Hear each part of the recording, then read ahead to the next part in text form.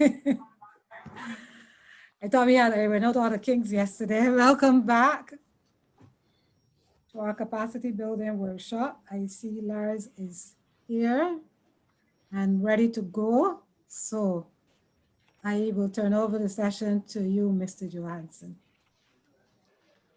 Right, good morning.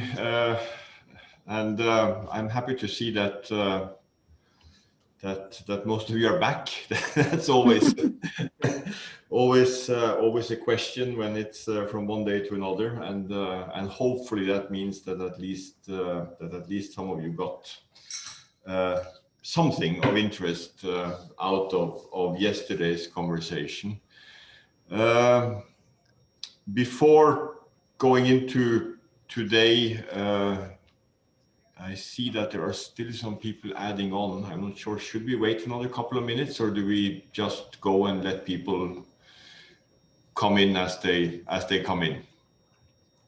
I'm asking for advice on that. It's 9:35, so yeah, I think we maybe should get going. We can spend a couple of minutes maybe to recap a little bit what we looked at yesterday. We did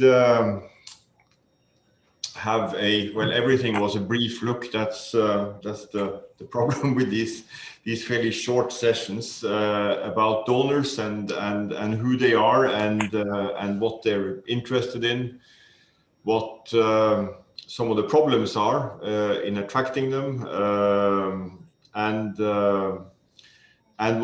what they all focus on, or at least most of them focus on when they receive a proposal. And also we addressed briefly the two main types of proposals, which would be either then calls where a funding agency or a donor or a development partner, there are many names, basically puts out a call for a project, and it becomes let's say a bidding competition to get to implement it, or the other way, which is the open proposals, where the organization, NGO, UN agency, you name it, that have the project ID, that want to work on something, that want to contribute to solving a problem, develops a proposal, and then go and finds the donor. And of course, then the importance of having done the homework, mapped out who are the organizations, agencies that might be interested in working with us in this area, and also the importance of trying to build relationships with funding agencies and donors. So that was that. We looked a bit at the elements of a proposal. I don't know if anyone remembers that. Just so to start, to not get into the only me speaking. So if anyone, I remember there was a slide where we had like 4 fairly common elements that would appear in most proposals. Anyone want to venture what those, and try to remember what those 4 were? After we finish today, I will give you the slides, but you haven't got them yet. So if anyone remembers what we talked about yesterday, we will of course come back to it again. Delivery. Yeah, delivery is about the implementation, but now talking specifically about the elements of a proposal. What are the various elements that need to be in the proposal? We have a concept note. Sorry? The concept note. Concept note is one of them. Yes, perfect. Intervention logic. Intervention logic is another one. Yeah. Budget. Budget. Yes. Communications and visibility. Perfect. Those were the 4. So yes, okay. So I cheated. I made notes. You made notes, but that's I good. cheated. that's not cheating. That's as they say, learning. I mean, there are different ways of absorbing learning. One is by listening, but by writing, you also actually retain it better. I read somewhere once, so it's not cheating. But good, yeah, those are the four elements of proposal. We started then towards the end to talk a little bit about the intervention logic, and then there was an exercise. So I will, is there someone who's not muted? Because I hear some background noise. So if everyone can just check that they are muted. Let me see, yeah, okay. Right.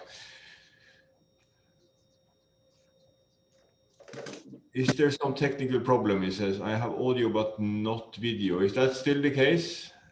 I think that's from Samuel Dean. You have to unmute. I can't. Sorry, I can hear you perfectly well now. Ah, okay, but you can also see me, or? I can see you as well. Ah, okay, so it's solved. Good, good. I just wanted to make sure. Anyway, I will now go and try to share my screen, and we will go back to that little intervention logic exercise of yesterday, which you know, it's a very simple and to a certain extent a little bit artificial intervention logic for a child labor project, but I think it serves the purpose. So let me see if I can do the screen sharing and get that thing up on the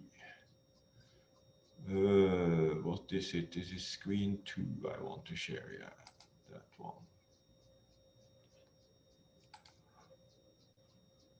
Right. Do you now see me scrolling up and down this problem target group? Yes, we can see it. Yes, perfect. Then we are there. So right, then let's start and go one by one on this one. So in an intervention logic, afterwards we will kind of try to see it all descrambled and see it as the logic framework that it is, but 200 working boys and girls at the dump site provided with nutrition and health services. Something that's formulated like that, of these things, these options that are here, would anyone want to venture which one this would be and why? Hi, I found that to me it was an input. Sorry, Can you hear me? very far away. It's a bit. You can hear me now? Yes, now I hear better. Thank you. Right. I was saying that to me it seems like an input because it is not necessarily objective. The objective would be for them not to scavenge in the first place. But I was thinking either an input or maybe a project outcome, but more so an input to me. Okay, so an input or an outcome. Yeah, I can see the argument. Any other views? I would say IO, immediate objective. An immediate objective. Yes. Right. So a project outcome. Right. Mm-hmm. Any other views? Anyone who doesn't agree? I don't agree. I would say it's an output. And why is it an output? Because it's something that you want to do. It's something that the project is like focusing on upfront to produce, and that you want to provide nutrition and health services to the children, and it's something being done at the dump site. Yeah. Can I ask a question? Yes. Can an output, can an alternate word be a result? Yeah, I would say the result is a result would be more like an outcome, but yes, an output is a type of result because you do something and that produces a result. Any other views on that? We have input, outcome, and or immediate objective outcome and output. If I not, thought of it.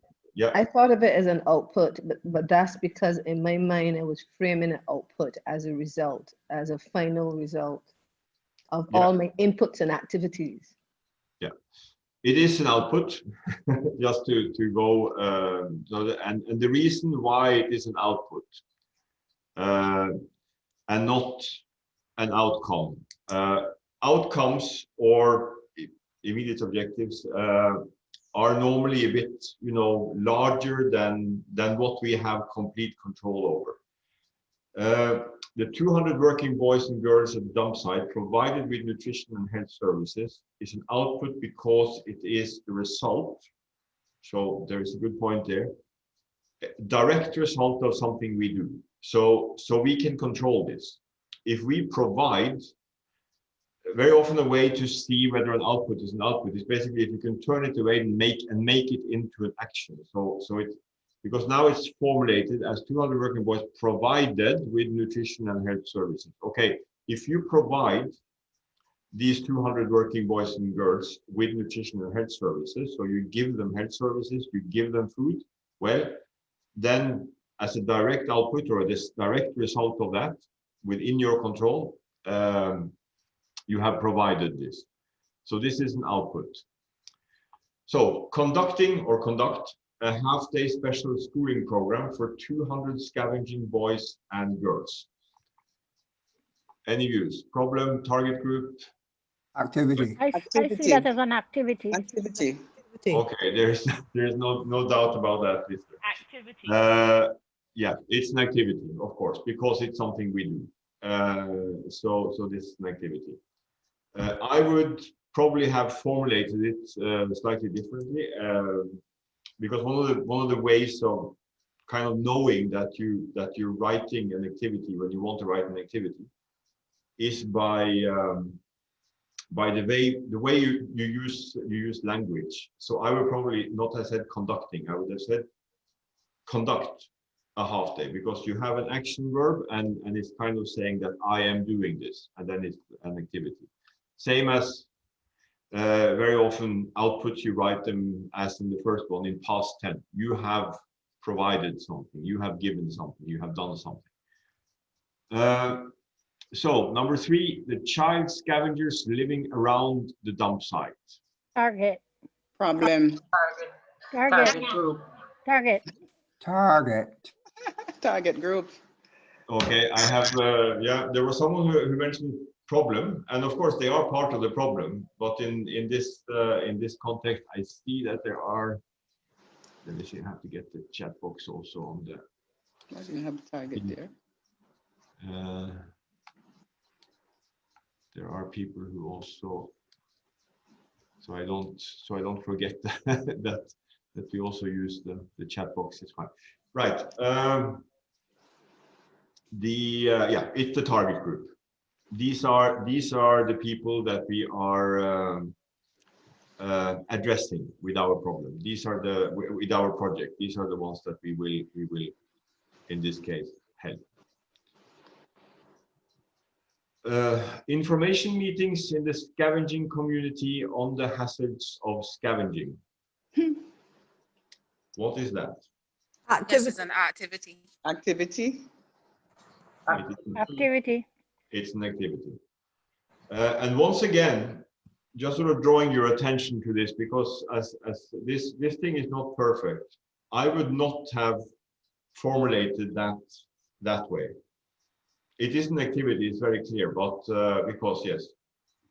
But I would have included the verb when formulating that. I would have said, hold information meetings in the scavenging community on the hazard of scavenging. Then it's no doubt that I am doing this as a project, as an activity.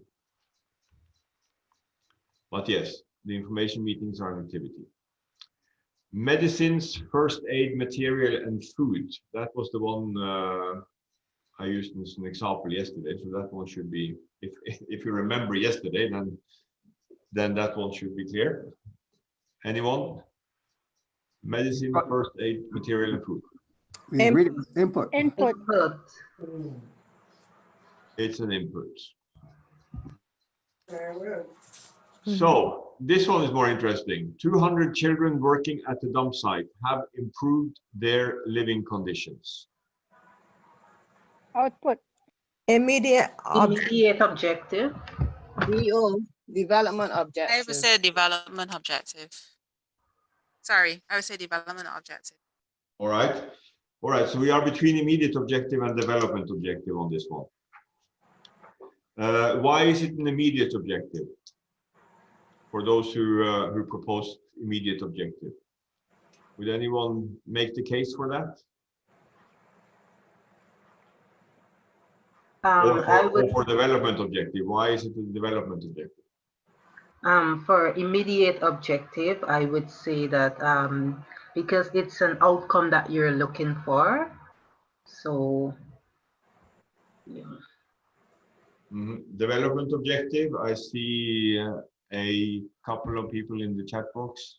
I would say it's an immediate objective because you say here that they have improved their living conditions.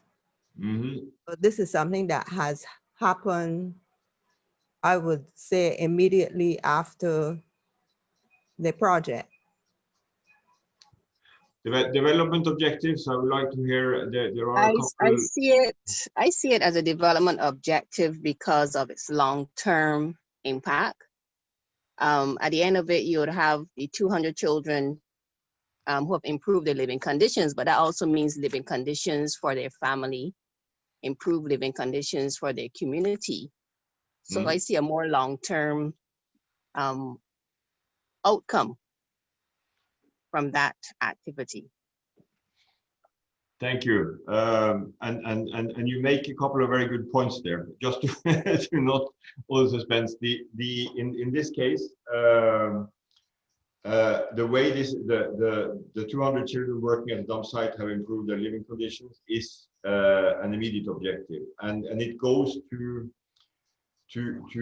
what was said about the fact that it is describing the situation we want, or the change we want to have happened at the end of the project. But yes, you have a very good point when it comes to the broader objective, and the fact that it also sort of should address, you know, longer term issues and so on.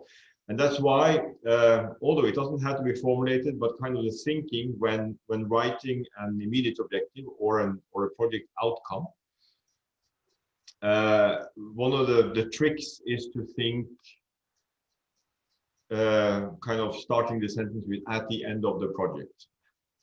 So this one could have been formulated at the end of the project. 200 children working at the dump site have improved their living conditions. Also, a clue is the fact that it is looking specifically at the 200 children at the dump site. But once again, one of the things that confuse here, and that is on purpose, of course, is that it's all jumbled up. All right, a national project manager. What is that? For 24 work months, for 2 years. Input. I would say input. It's an input. I don't think people have much problems with the inputs. To contribute to the elimination of hazardous child labor in community X. That's a developmental objective. Yes, it is. And Deirdre, I think it was you who was mentioning this already, kind of taking the statement in under 6 here on the 200 children into, oh, I can't mark it, yes, into this territory. But this is the development objective. This is the long-term, let's say, impact we would like the project to have. We are not, with this project, going to eliminate hazardous child labor in the community where we're working. But if we can do something to improve the conditions of life and the situation of these 200 children that work at the dump site, we do make a contribution to this.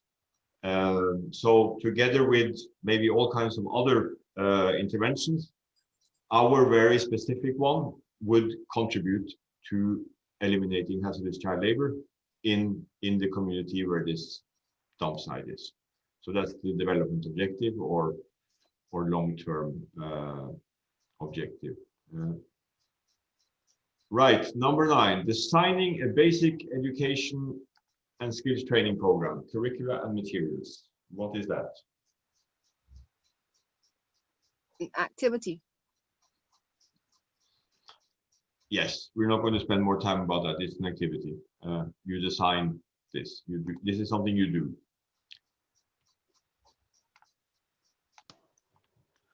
In the dump sites, there are scavenging children working under hazardous conditions. Problem. Problem. All right. So no one said that. This is the problem statement for the project, undoubtedly. Also, just wanted to note one thing, and it has to do with how simplified this is. Of course, that it's only, this statement is only describing the problem that the project will directly look at. Of course, in a real project document, you would look at this as part of the bigger problem of hazardous child labor in the community and make more of a description. But yes, this is the problem statement. This is the problem the project wants to address. Organizing the provision of nutrition and healthcare services to 200 child scavengers. Activity. Yes, because we organize it, so it's an activity. International child labor specialist for 12 work months, so 1 year. What is that? Is that an input? That's another input, yes. It's the same as the national project manager. It's basically your staff, so it's an input. Probably the international child labor specialist is expensive, so you can only afford to have him or her there for 1 year. Or maybe you just need the specialist for 1 year, and then it's actually a fairly typical thing in projects that you might have some staff on for the duration and some staff for only a period when they are actually needed. Identifying the children scavengers at risk and doing an assessment of their health status. Activity. Activity. Activity. Yes, that's an activity. Salaries for 10 part-time public health personnel and 2 full-time teachers. Input. Yeah. Yeah, input. It's clear. That's an input, and it's an input because this is basically what we need these people if we're going to provide what we want to provide. We want to provide healthcare services and we want to provide education services. So we need health personnel and we need teachers and we need to pay them if we are going to count on their time. So yes, that's an input. And the last one, 200 scavenging children provided with schooling and basic skills training. Output. Output. IO. Somehow I'm thinking development. Yeah, okay, I've heard output and I've heard IO. I have DO too as well. I have 2 for that. Children development objective. That's what I have. I'm not sure. Development, the long-term objective, okay. A result within our control, so an output. Say that again. It's a result that's within our control, so I call it an output. Yes. That's the correct answer to that. It is an output, and it is an output because it is actually something that we directly through our activities that have been identified above will provide. So this is an output. So what we have seen is that this project has only one development objective and one immediate objective. And there are two outputs. And the two outputs, I think, in the form that you have, the one that was sent to you, actually had them already written in here, which was my mistake. I should have removed it. But it's so the outputs here are the 200 working boys and girls at the dump site and the 200 scavenging children provided with schooling and basic skills training. Those are the direct outputs. This is what we want to do. Then we also identified right now 5 activities. Let me see. Let me just to make it clear. Let me put in the. Let us do it like this, so we can see. These are T information meetings, favor activity. This was an input. The 200 children working at the dump site improving their living conditions. That was the immediate objective or project outcome. A national project manager is an input. Contribute to the elimination of hazardous child labor in community X, that we agreed was the development objective. Designing a basic education and skills training program, curricula and materials. It's an activity. And this is the problem. Organizing the provision of nutritional health care. This is another activity. Input. Identifying the children's scavengers at risk and doing an assessment of their health and activity. The salaries we agreed were an input. And the 200 scavenging children provided with schooling and basic skills training is another output. So we have 2 outputs. Let me do something here. Put this one here, then find the other one. Where is it? On top. That's the first one.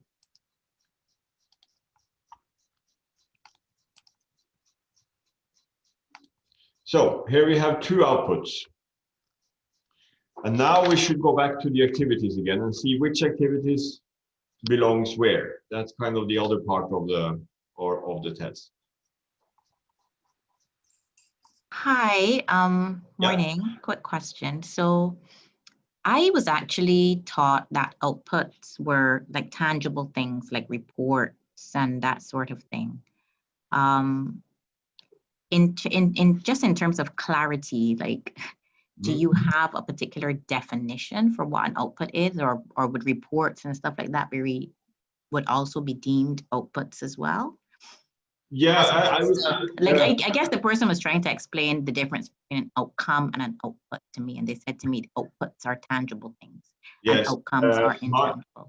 Yeah, no, I mean, a report can be an output. It depends on what kind of report. I wouldn't call, let's say, a progress report to the donor a project output. That is part of project management and not as such a output. But let's say that your project is not assisting 200 children at the dump site, but that your project might be a research project that you want to, let's say, assess the impact of COVID-19 on employment statistics or employment rates in a certain in the tourism sector, which of course is terrible. At the end of that project, what you will have produced then would be very often a report. And that report is an output, yes, because you do the activity, you do the research, you might do a survey, you might do interviews, depending on what kind of, you might do a rapid assessment. But at the end, you will write a report where you summarize all your findings, and that is an output. So in that case, the report is an output. The outcome would be kind of the step above, because your project would be concretely to do this research and to produce this report. But for what? Let's say that the outcome is that this report is being used by the government and employers and workers as background for a policy dialogue on measures to be put in place to protect employment, for instance. That could be an outcome, because this is what you're doing this for, and this is why the project exists. But it's kind of that step above what you control. It's the same as here with the immediate objective. So 200 children working at a dump site have improved their living conditions. Okay, you can assume that by delivering the nutrition and health services and schooling and basic skills training, that in itself will lead to improved living condition. But it's not guaranteed, and you do not control that fully. You make an assumption that this is what is needed to improve their living conditions, and this is what you would deliver through your activities. But it might be that you give this to the children, and then 10 minutes after you have provided a service, they're back at the dump site doing exactly the same. So your help or your project has maybe helped in the very short term, but in the long term, the living conditions remain the same, as an example. So that's the difference between an outcome and an output. An output is sort of a deliverable, a project deliverable that is, if not completely, at least mostly within our control. That if we have the right inputs and if we do the activities, then we should be able to deliver the output. Sometimes, of course, there are external factors also there, so that life is a little bit more complicated than it often seems in the project document. But we make and there are risk factors and so on. But and we sometimes depend on others, and these others do not comply with what we set out for them to do, and so on and so forth. So there are all kinds of risks even for the output. But overall, we make the assumption that if I do this, I will get this. That was long. Great. Was it clear? Thank you. Yes, thank you very much. Right. So back to this. We have two outputs that we have identified, our deliverables in this project, which will then lead to the improved living conditions. And then the next one, and we are going to go fairly quickly on this one, but we will see just which one belongs where. So let's look at the activities. Conducting a half-day special schooling program for 200 scavenging boys and girls. Which output would that activity lead to? Any suggestions? The second one, the one with the 200 scavenging children provided with schooling and basic skills. Yes, that's why I'm saying we're not going to spend a lot of time on it, because it's there. This is the education output, so schooling is the one. Right, next activity is information meetings in the scavenging community on the hazards of scavenging.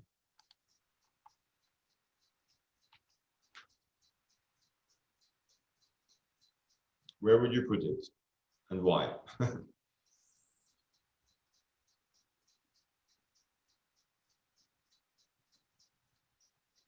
The second output, 200 scavenging children provided with schooling and basic skills training. Why? I put it here for now, just to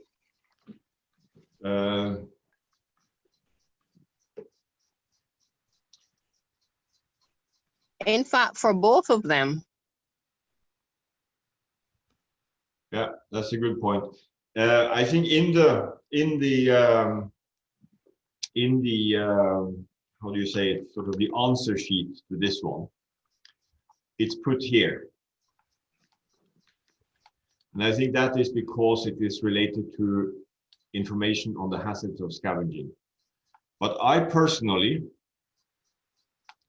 would leave that activity here, because this is part of informing the broader community about why scavenging is not good and why these things are important. So I would say, and so I agree with you there, even though kind of officially this activity is sitting here, I would say that it is an activity that actually contribute towards both, because it has this broader community-based information. This is an information or information sessions about why children shouldn't be on the dump site, basically. So let's put it back up here, even though that is not the officially correct answer. Right, so next activity, we have the information meetings, then we have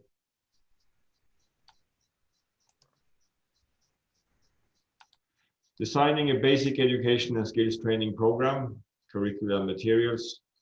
I don't think there is much need to discuss that. Why can't I?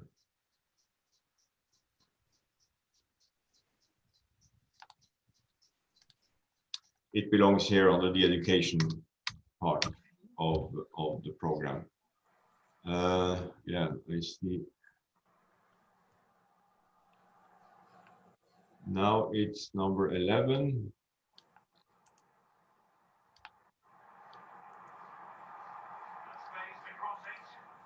So anyone, once again, it shouldn't be The first one. That one is the first one. It's about nutrition and health. So that's where that goes. Agreed. And identifying the children scavengers at risk and doing an assessment of their health status. The first one. Yeah, it's about health, so it goes here. And I think that was all the activities. It should be 5 of them, I think. In this. So yeah. So basically, what we see, but yeah. So that wasn't really the point of this to see, but it shows now the beginnings of a logical or an intervention logic, where you kind of start here with the outputs. You should start higher up, and the outputs leads to the activities. And then when you read it the other way, you have your activities, you do this, and the result is this, or at least that's what you assume. And this one is a bit of a trick question. I don't know if anyone bothered to do it, but of course, as we have seen here, there is only one immediate objective in the project. So necessarily, both of these outputs would link to that immediate objective. That's the answer to that. So that would be the next step. We go here, here, and then you will have these outputs contributing to or leading to, where are we? This at the end of the project.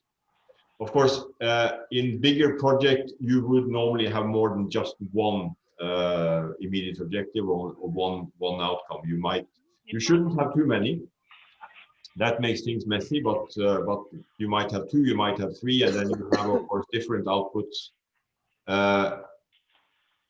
feeding into different ones of these. Let me see if I can find, as a sort of end this one, what this would then look like if we unscrambled it. Yes. Do you see now a normal? So basically, if you take what's there and put it as a, now I've just put it here as a text, but you could also put this in the matrix, of course. But just for simplicity, so basically you will have first your problem statement.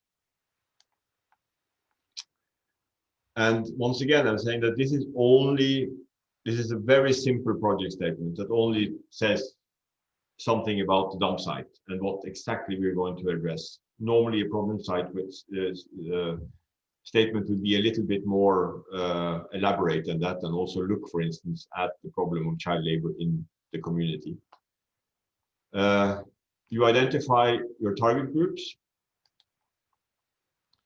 Then what is it I want to contribute to? What is the problem I want to contribute to solve? The elimination of hazardous child labor in community X. I won't solve it, but my project will be a contribution. What my project will do, or what I want to be the direct outcome of my project, is that 200 children working at a dump site have improved their living conditions.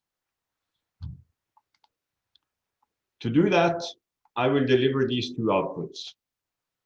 I will have provided 200 boys and girls with nutrition and health packages, and I will have provided them with schooling and basic skills training. My focus is on health and on education.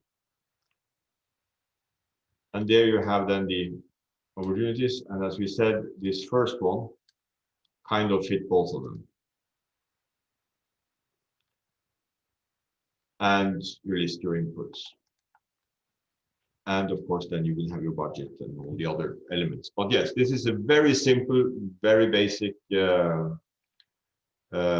intervention logic or logical model. Let me just take that away. So back to any questions related to that little exercise? Is it clear to everyone? Let me see if I can. Yes, I just wanted to share. Good morning to everyone. It was quite interesting. And just for clarification, the budget will be based primarily on our input. That is actually a very good question.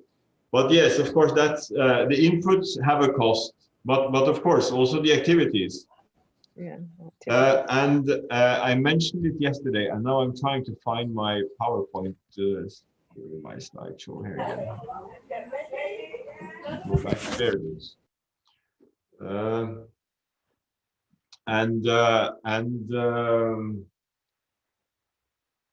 What was I going to say about this? Yes. What you often talk about now, and we will talk a little bit about it towards the end now today, the question of outcome-based budget. But of course, what is it that has a price? What costs something is the inputs. One of the inputs is of course the money.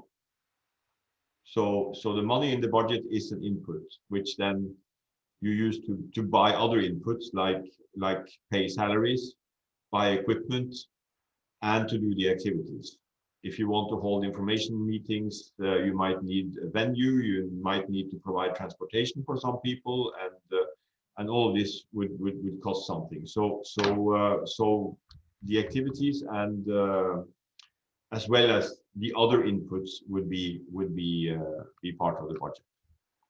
Thank you. And now, very often, more and more, what organizations do or donors do is that they want so-called outcome-based budgeting, which I mentioned briefly yesterday. Before, when we did projects, the structure was very often that you had like a first line where you budgeted for your project staff and yeah, basically the project staffing and equipment and office rent and all these things that you need basically. And then you had below that you had budget lines which were more activity related, where you had budgeted for the workshops you were going to organize, the travel you would need to do, the consultants you would need to hire, and so on. So these very sort of activity related budgets. And then you had some other, you know, what's it called? The provision for cost increase, we call it in the ILO, which is basically, you know, a little percentage you put there just to make sure you have a buffer, like 5% of the total budget or something. Especially important in projects that are big and will last for several years, because there might be price adjustments, currencies, and so on. That was before. Now there is a move towards outcome-based budgeting, which is you have the same elements, but they're just structured in a slightly different way. That you put in, you need to link kind of all of it to the various outcomes. So, for instance, the 24 work months of in our case here, the national project coordinator. Let's say that the project had 3 outcomes. You would then have to kind of estimate more or less how much of his or her time the project coordinator will spend on each outcome, and then divide those 24 months or the cost of those 24 months among the outcomes. So it ends up being the same, but it's a little bit more complicated, because at the end what you have is kind of the cost per outcome in the budget. But in the end, the total is the same. It's just a different way of setting it up. But there, if you do, for instance, a call, you will have templates that kind of forces you into doing it a certain way, and donors are different there. So let me see where we. No, there was one thing I wanted to do before. Good morning. This is Trudy. Can I ask a question? Yes, of course. And once again, before you ask it, thank you. Anyone, please just interrupt me if what I'm saying is not clear and you want to answer the question. Just sometimes I don't see the chat box. I try to have it there on the screen, but if not, then just interrupt me. Not a problem. Huh? So yes. In terms of the project, when we look at the activities that have been identified, we talked about conducting a half-day schooling program, etc. And I'm seeing that there is an activity which is at bullet point 9, which speaks about designing an education and skills training program, developing the curricula and using materials, but I'm not seeing where that is. The materials are also specified as an input. So would it be appropriate to have it captured as an activity and not pulled out separately as an input? Yeah, but this is, I mean, that's why this example, of course, is not very complete. But yes. Okay, thank you. I just wanted the clarification. Exactly. You have the designing. This is an activity. This is what you do. But materials, for instance. Yes. So what you might need to have then budgeted, well, Not really an input, unless you already have it, because you would need to probably produce this. So you would need to budget for it, but you budget for it as an activity because you would need to produce the materials, unless it is just buying things. Then you put into the budget that I will buy school supplies for X amount. And the curricula is something that you would develop, and then you might need to maybe print it, and you might need to hire an editor to edit it and make it nice and so on. And that, of course, you also need to budget for. So here in this case, I would probably call it a part of the activity, but once again,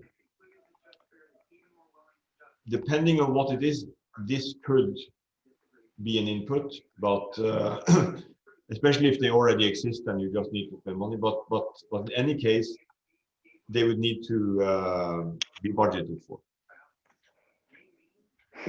I hope that was clear. I'm not sure.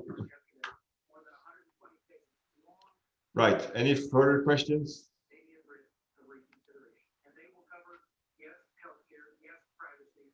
Let me take the. This we already talked about yesterday. This was the concept note, which identified intervention, explain your comparative advantage, the means of implementation, and so on. We're not going to go back to that. The interventions addressing how the proposed program will be implemented through a description of action. And what we're coming to now, and that's why I just wanted to show this again. Also important to say here, sorry about that, is that the intervention logic is often both in open and is probably the most important part of a project proposal. This is what makes and breaks the proposals sometimes. I mean, yes, it's important to have a realistic budget that makes sense. You got to decide where you are in your life. You got to decide where you want to be, and you got to connect the dots in terms of how to make the two of them line up. Nobody can do that for you. No. That is what you have to. Exactly. Thank you. Good point. Because this is the one where you explain through either a matrix or normally a matrix or table combined with a narrative, the theory of change, which we will come to now. How you are going to do what you set out to do. That's the how here is very, very important. And I can tell a little bit of a story there when it comes to the how. Back in the day when when I was working for the child labor program, as I mentioned yesterday, we in the ILO's child labor program, we had a very nice cooperation deal with one donor, not going to mention who basically provided for us every year a pretty important chunk of money to implement projects across the world. It was kind of the main donor of the program. And what we would do each year was that we would basically come to a point of the budget year of this donor and say, okay, this year we are going to give you 35 million. And then we had negotiations on how we were going to spend it, what projects, in what regions, in what countries, focusing on what areas of child labor. And then based on that, we would reach an agreement, and then we would sit down and we would develop these proposals. And then they would be back and forth with the donor that was very engaged and very involved. They would have their feedback, they would have their ideas, and in the end we would agree that this was going to be the project and this is how much it was going to cost. Then suddenly laws changed and the regulations changed, and they had to put everything out for bidding. So everything became a call. And with everything becoming a call for us, and in the ILO, we were not used to this. NGOs, and particularly the big international NGOs, are a lot better than that than we were at the time. So we basically went along with doing the same project documents that we had always done, submitting them, thinking that, yeah, this is the winning formula. And it wasn't.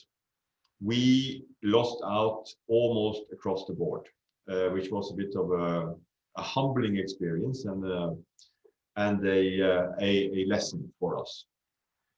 So after that, the next year, when we had to do the same thing again, we actually hired in some help, someone to help us, someone who had experience with doing this with this particular donor. And they analyzed what we had done before, and they said, yes, this is solid in many ways. You describe the problem very well.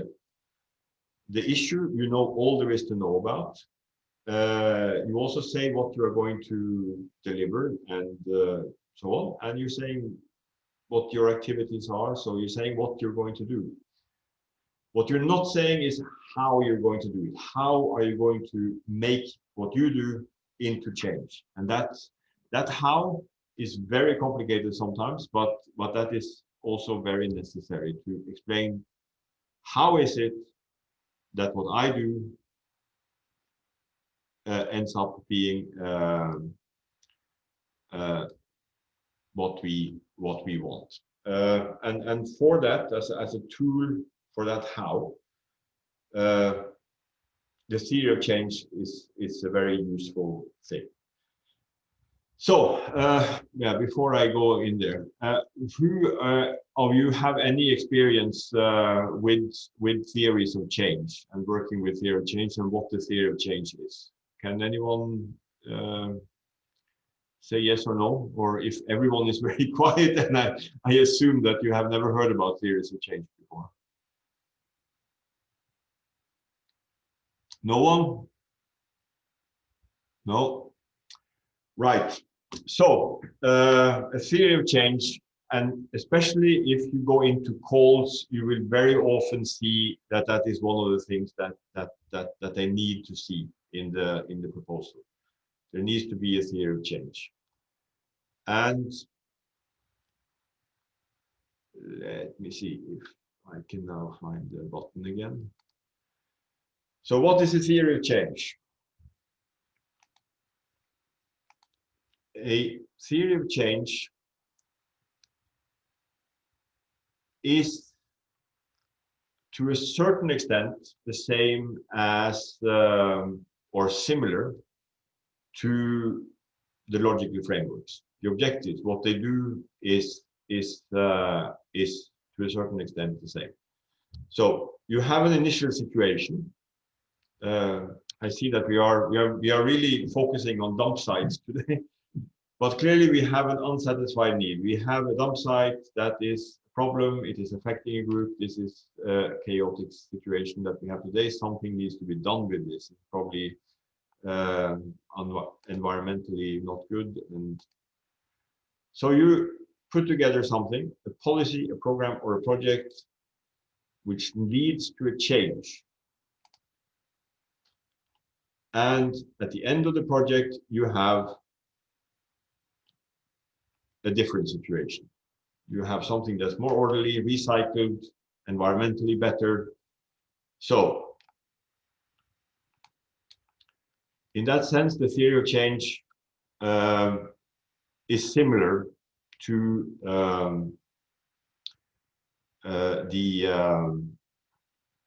I'm sorry, I should not have clicked on that now. I was going to leave it up a bit. There.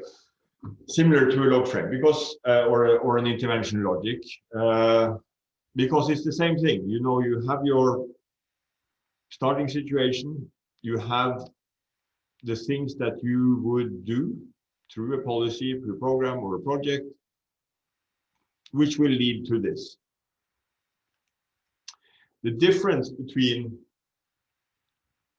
a theory of change and a intervention model is that when you develop a theory of change, and if we had a couple of full days and I was in Barbados with you, we could probably have done a big exercise and done that, because that's something that takes a bit of time. So this is really scratching the surface of it.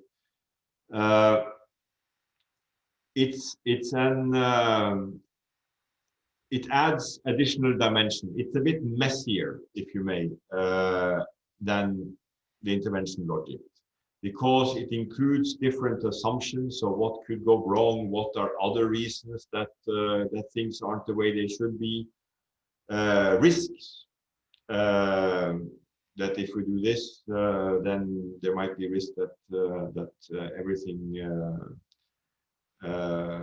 yeah, will fall apart, and also it also looks at other ways. I mean, very often there's not only just one way to Rome. There might be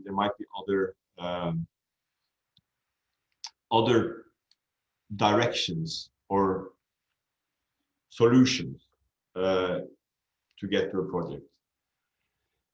The logical framework, basically based on the theory of change, zooms in on the path that the project or the program will take. So it basically looks at, so this is the situation, these are all the possibilities, these are all the risks, these are all the assumptions, all of these things together that might lead to this.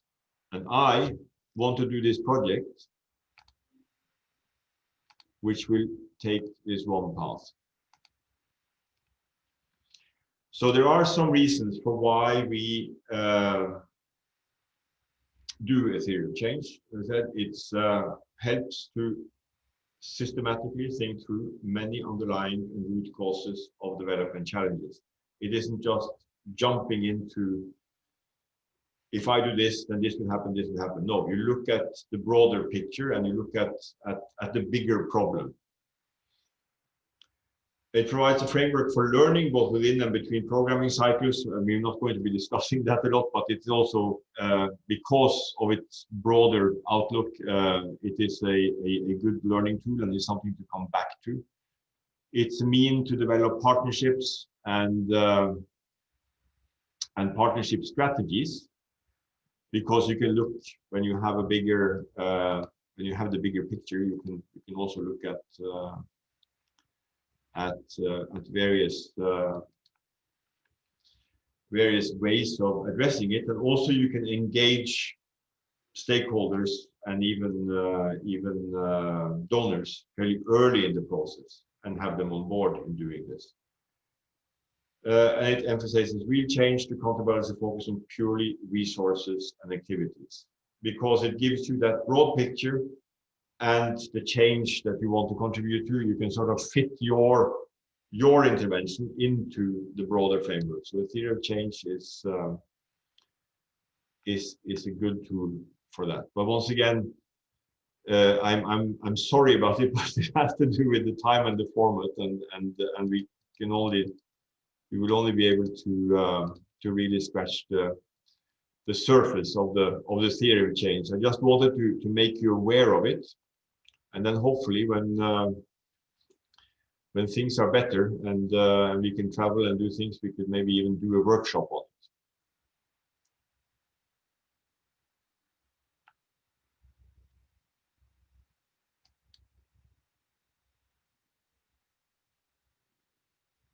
So just to show a little bit what it can look like in a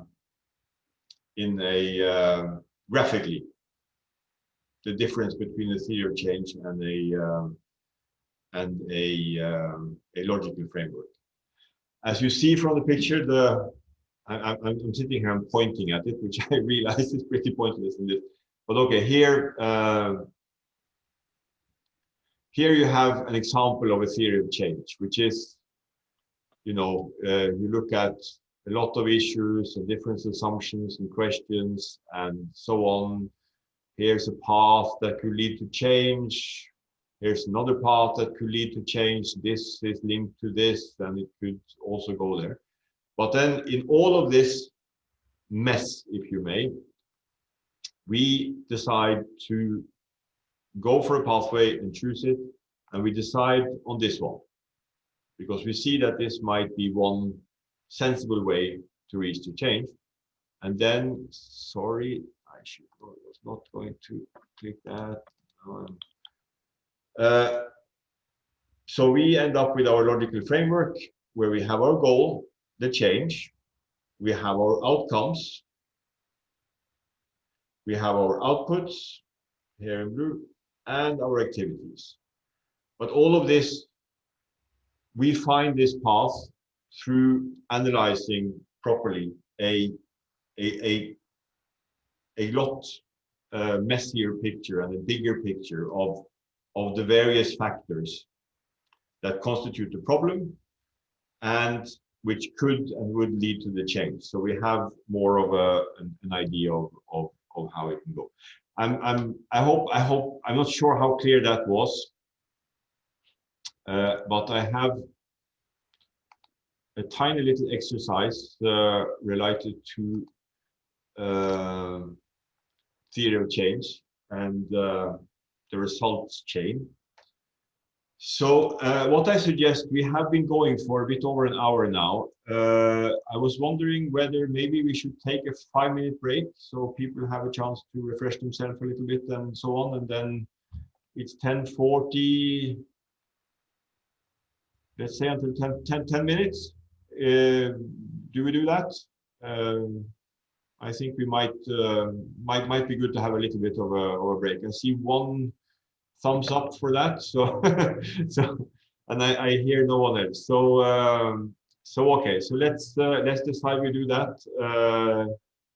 Yeah, on my computer now it says 10:40, so in 10 minutes exactly we resume, and we resume with this little exercise to see yeah, which hopefully will clarify what the different aspects of the results chain will do.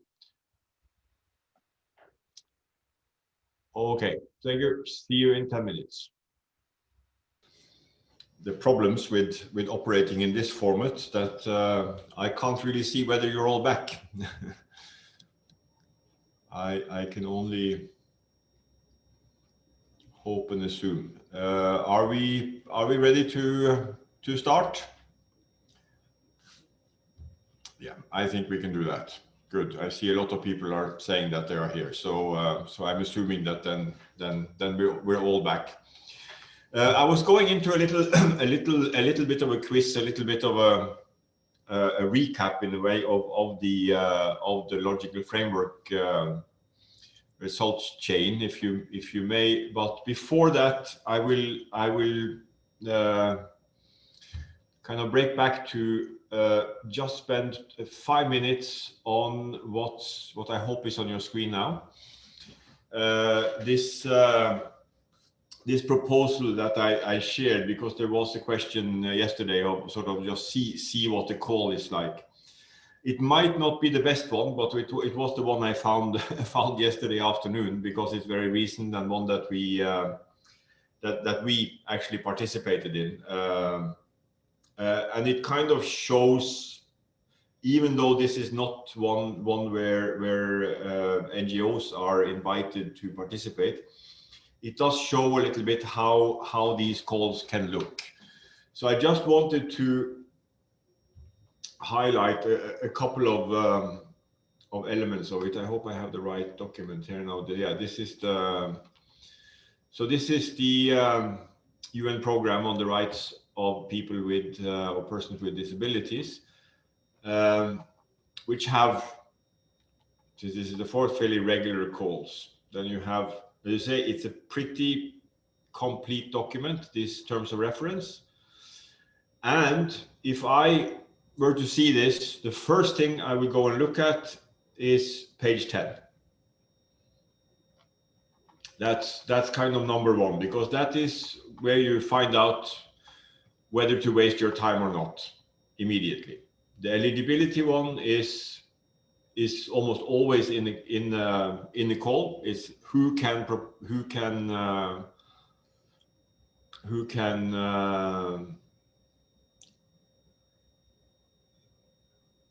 Right, who can do this? And right, where is it? Let me see if I can put 7, 8, 9. This is, oh, what was being 8, 9, 10 was it? Selection process, eligibility. Okay, so here it says UNPRPD, MPTF. MPTF means multi-partner trust fund. Funds UN country teams through a and it says very clearly need to be focused on one country. So joint programming approach and does not accept applications from civil society organizations, private sector, or governments. So in that sense, yeah, coming from an NGO in this one in particular, you basically know that, well, there is no point for me in wasting any time on this. But, and this was when you see things like that, and let's say that you are a national NGO working on supporting the rights of persons with disabilities in a country. There is something, and that's the other document I wanted to show you, because this is the, so this is basically showing selection process, how it's going to do it, how they're going to do it. And they are also talking about the 2 steps. First, there is an expression of interest. And secondly, there is a situational analysis and a full proposal. So here, basically, what they're saying is that first, you fill out the template that's attached, which I will show you in a second, which I've also sent. And then after we have used that to select who we want to move forward, you will get $100,000 as the first transfer fund. And these you can use over the next 4 months to develop the full proposal. So as an NGO, you already know that I am not eligible for this at all. But reading the proposal, and I'm not going to find it in this one because it's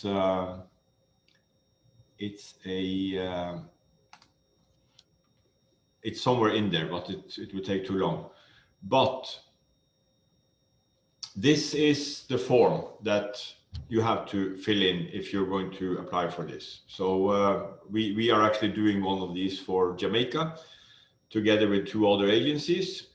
And the first step we had to do, apart from, you know, agreeing among us that you were going to try to go for this, that you were going to develop something, was to start looking through this one in detail, which is basically a series of questions you have to answer.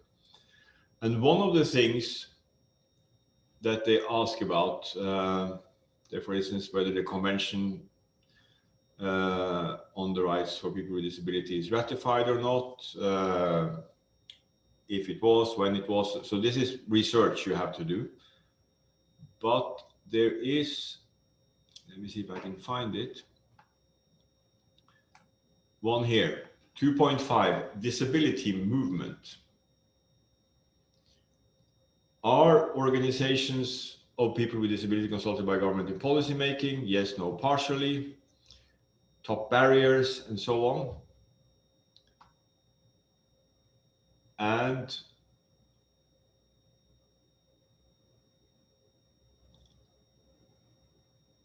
there is somewhere here something about, yes. Please list the names of organizations for people with disabilities with whom the UNCT or the UN country team, so the agencies, has an existing formal partnership. So this is where, and provide examples of how the UNCT, so there is where the link suddenly comes back again to civil society. That is where the UN system will have to see how they have been working with, included, collaborated with civil society in the country, the organizations that focus on people with disabilities. And of course, if you can say, no, we haven't done that, then that's the problem. So there is kind of the indirect way in for the national civil society in the project through then existing or through establishing a relationship and a collaboration with one or several UN agencies that work on this issue. So I just wanted to give you that as an example, that even though sometimes you have these calls where you as civil society, or even us as the UN, as a UN agency, are not directly eligible to apply, there could be other ways of participating in a call by being a stakeholder with which you cooperate. For instance, in this one, which said we applied for Jamaica, we haven't heard back, we might get it, we might not, you never know. These are very competitive. There isn't a lot of money there, and UN country teams from, I think globally there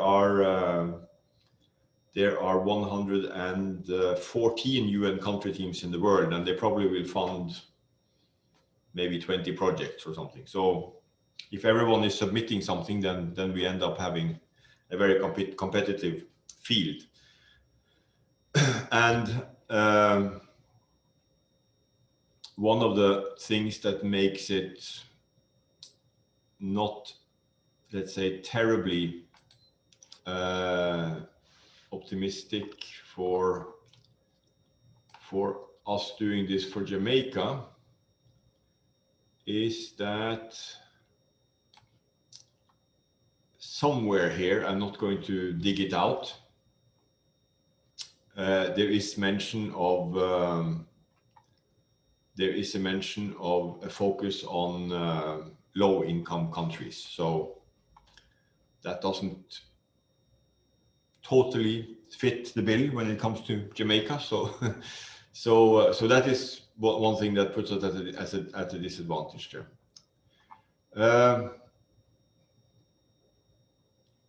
And also to highlight, just as a theory of change, it's already in there, and it's showing kind of the theory of change that is behind this this call. So two donors and funds theory of change is important. And as I said, it kind of reflects the results change, but it's a much more complex and bigger picture of the different elements that plays into when we want to go from problem to solution and the change. Right. So back to, I just wanted to mention it. If anyone has any questions or anything related to that, it's once again, it is not something we're going to work on, or nor are you. But I just since there was a request, this is an example of what the documents and what one of these calls can look like. And as I say, it's a lot of paper and quite a lot to read, and it is very important, if one gets into one of these calls, to read everything very carefully. You really have to respond to every point, or you very easily get thrown out. Right. So I do have a question, Lars. Yes, please go ahead. Yes, I'm just wondering if there is, well, I'm supposing that there are times when you might not meet all of the criteria, but you might meet most of it. Is there a particular weighting you would give to certain elements in terms of meeting criteria? Well, it depends. I mean, are we talking about the eligibility criteria for whether you can apply or not? The general eligibility, or even in terms of the outcomes of the project, you might think it's a really great project and it's a need that needs to be addressed now, but You might not be eligible in all of the areas. Yeah, exactly, that you could have a situation where you see that this is something I would want to get into, because yes, there are elements of this which really would help me produce or do what I want to do. Then my advice would be to find a partner or partners. For instance, I can give the example of that one again. What we did for Jamaica was, and this is meant to, the ILO is fully eligible, and it can be done as something with that one UN agency submits or another. But we looked at what the call was about, what it wanted to focus on, and what we would like to look at, and we ended up deciding through a discussion. Actually, in the UN, you have these UN country teams, as you know, they are led by the resident coordinator. In the case of Barbados, that is Didier Trebouc, and you kind of put it out there, and then you start discussing what you might like to work on, and then from there you get this idea that, okay, we can do this, but there should be an element of education in here, which maybe UNICEF knows better than we do, and we should do some research on that, and maybe some of the labor market things we could do well, but there are other aspects to it that we are not so strong on. So maybe the UN's population fund or the UNFPA would be the way to help us. And then, so basically what we ended up doing, and once again, we're still waiting for any response, so it might happen, it might not.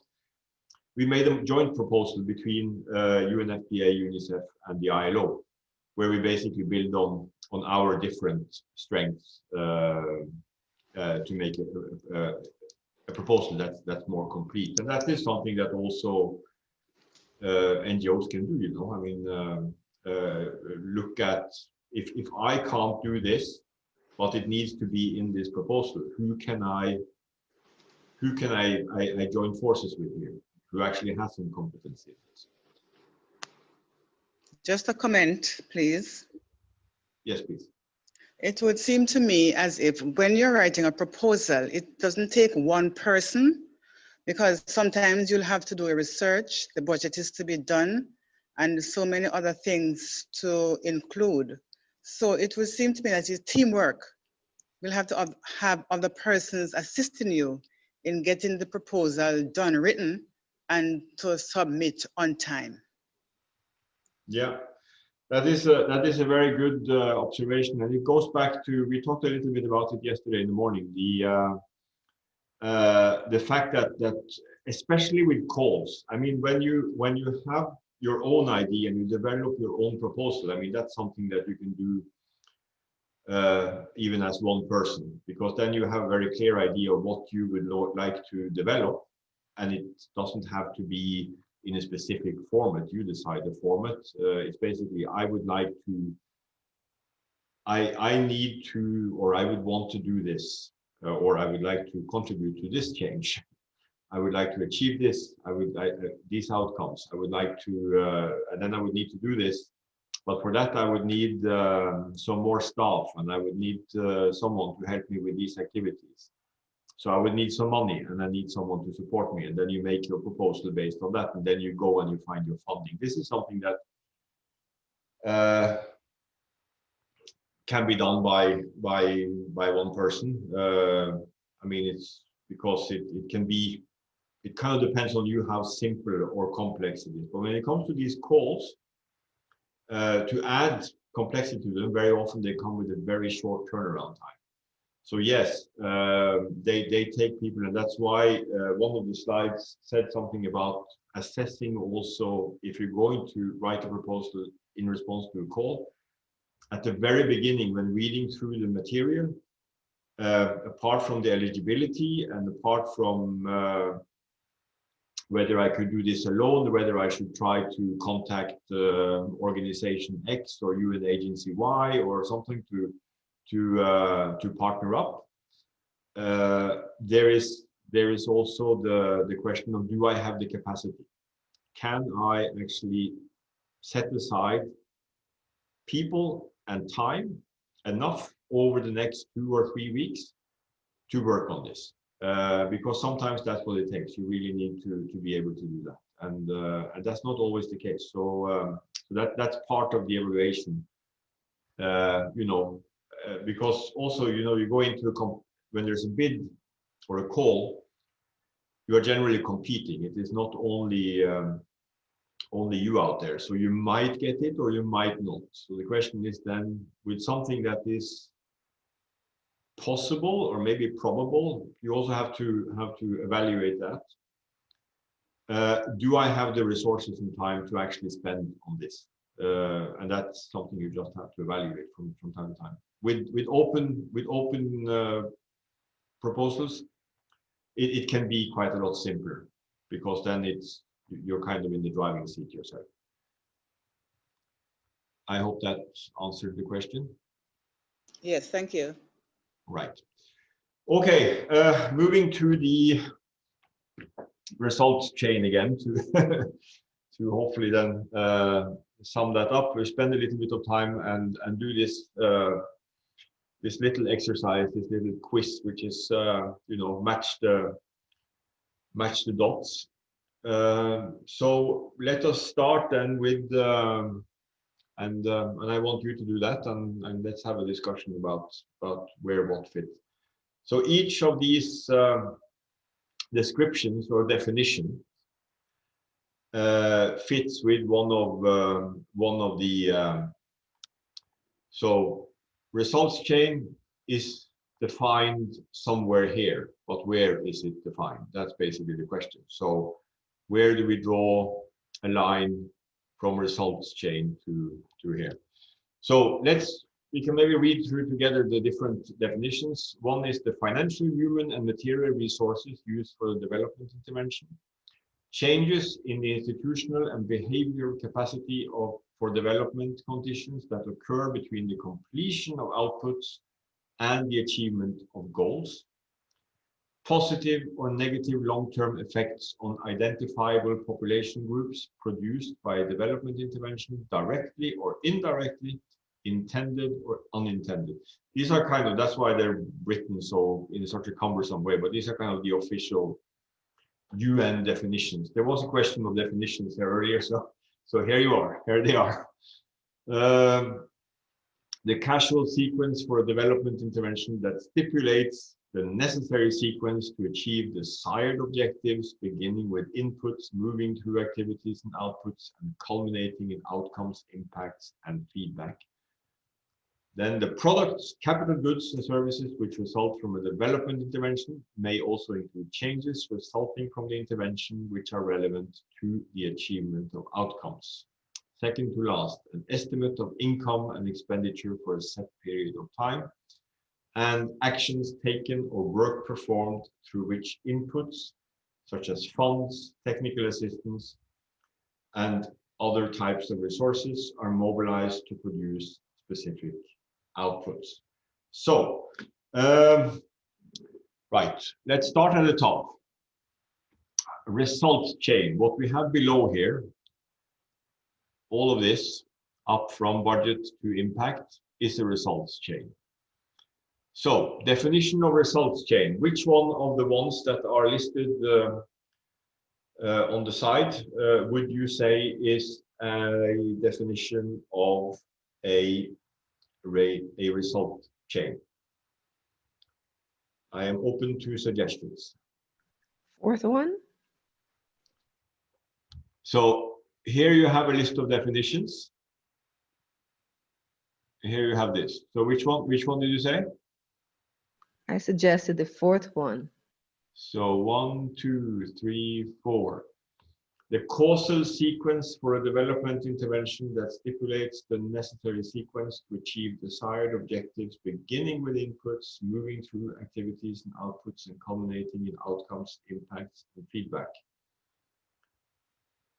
does everyone agree with that, or do we have different views? I say the third one. The third one, positive or negative long-term effects on identifiable population groups. Why would you say that is the results chain? Because it says the effects it has on the population group, the effects that it has. So I would think that is equal to impact. Yeah, impact.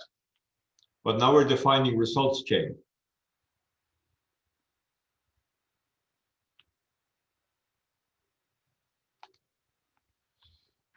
So it's the fourth. It basically is a description of everything that is below. It's the sequence, one thing following the other towards the desired objectives.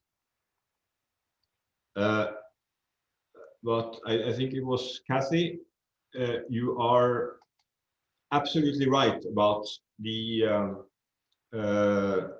description of impact.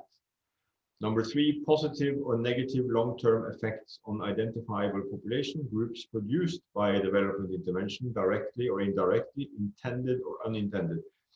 And I want to pause a little bit by that, because it also says a little bit about what impact is and how it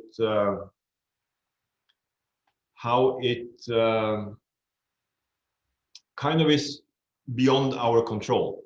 And sometimes we can only see it quite a bit of time after an intervention has taken place. So we can have, when we design a project, we can talk about impact, and then we generally talk about the impact we think our project will have, and we talk about the so basically the desired impact. But of course, if we do something and we produce change, it might have impact at levels that we haven't thought about, and some of them might not be too positive. Many years ago, I studied anthropology, and there was a just to give an example of unintended impact. There was an article that was very famous at the time, called "Steel Access for Stone Age Society." So this was basically the story of someone, actually someone in development, that visited a tribe somewhere, that were basically living maybe in the Amazon. You know, you have a few of these peoples that have been isolated, and now I think there aren't many more left that are isolated, but like the Yanomami, for instance, between Brazil and Venezuela. But basically, they were operating in a way that was, well, seen as very primitive. So they would have basically stone tools. So they were a Stone Age society in that sense. So stone axes and so on. And so this development worker was saying, okay, one thing we can do here is to make sure we can replace these stone axes with steel axes. It would be a lot more efficient and a lot better for everyone. I mean, they can do their building, they can do all these things that they use these axes for. They can do it with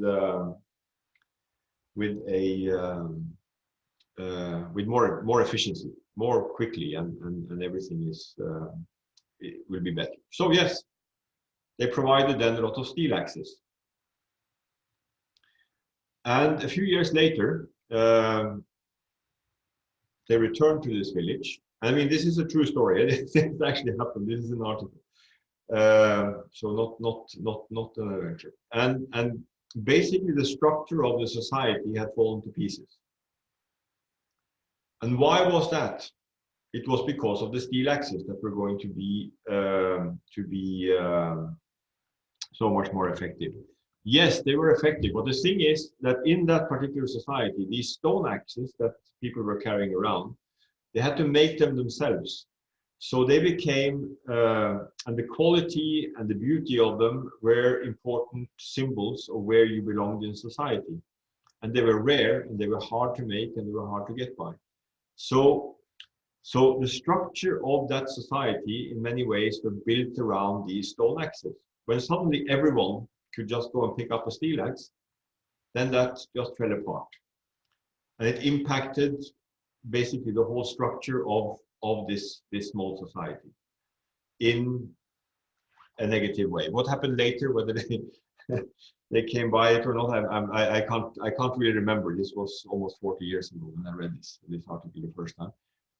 But it just shows that what is clearly from one aspect, from one way of seeing it, a clear improvement. This will have an impact that is positive.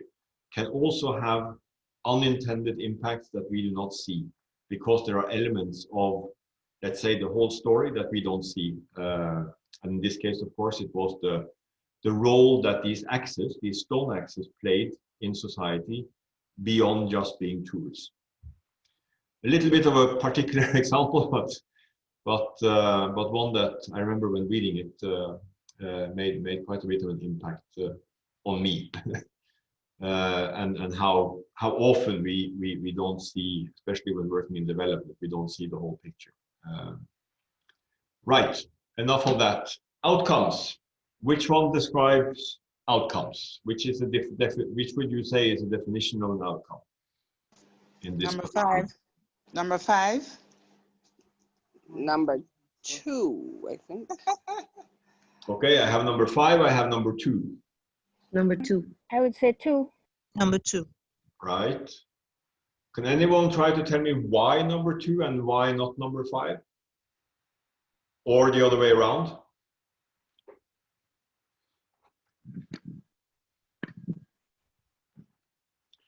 I see quite a lot of 2s.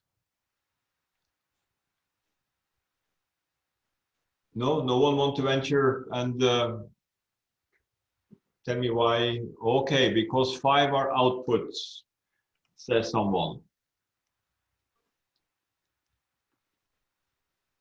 I'm saying that the number 2 seemed to be the outcome of all that what came out of everything that we did.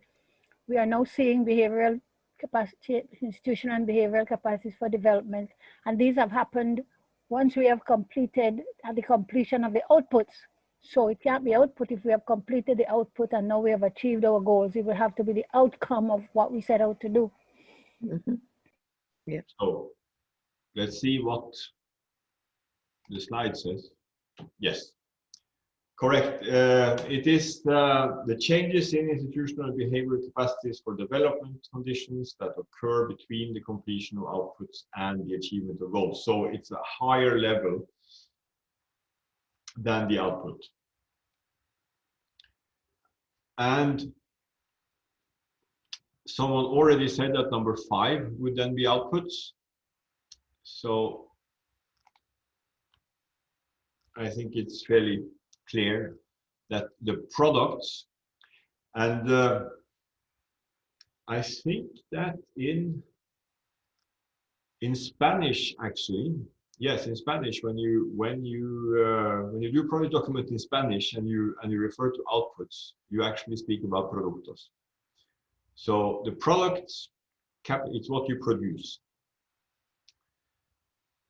Capital goods and services which result from a development intervention, exactly, may also include changes resulting from the intervention which are relevant to the achievement of outcomes. So yes, it is at a lower level than the outcome. It is something that you produce directly, but that hopefully also contributes to reaching the outcome. Right. Activities. That would be the last one. Number 7. Number 7, yes. Keyword here, of course, actions. Actions taken or work performed through which inputs such as funds, technical assistance, and other types of resources are mobilized to produce specific outputs. So basically, this is where you use your inputs to produce outputs. And yeah, we are now inputs running down. So there's only two choices now. It's a 50-50 inputs. Inputs is number one. Yes. Number one. I'm not even going to ask for reasoning for that. I Yeah. see that there is someone coming with number one in the chat box also. The financial, human, and material resources used for the intervention. Yeah, the input is basically what we need to put into an activity to be able to make it happen. And that leaves the last one, the BOS, which is an estimate of income and expenditure for a set period of time. That is my project budget. I am going to spend $500,000 over a 3-year period on these different items. And in the first year, I will spend this. In the second year, I will spend this. In the third year, I will spend this. That's basically your budget. And right. So thank you. That slide kind of, yeah, it was done as an exercise, but it also, well, first of all, it shows the results chain, what follows by what, and also the different definitions for each of them.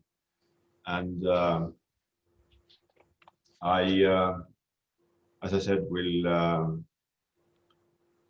use we'll share all of this with you, so you will have this for reference if and when you want it.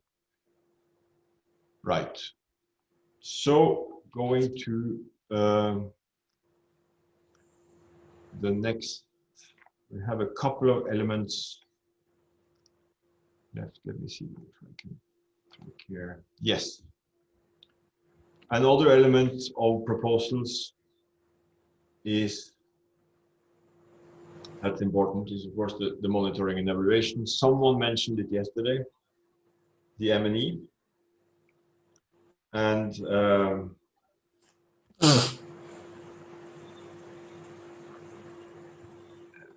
I have to just. So in the ILO, for instance, and I'm using that basically because that's where I'm coming from.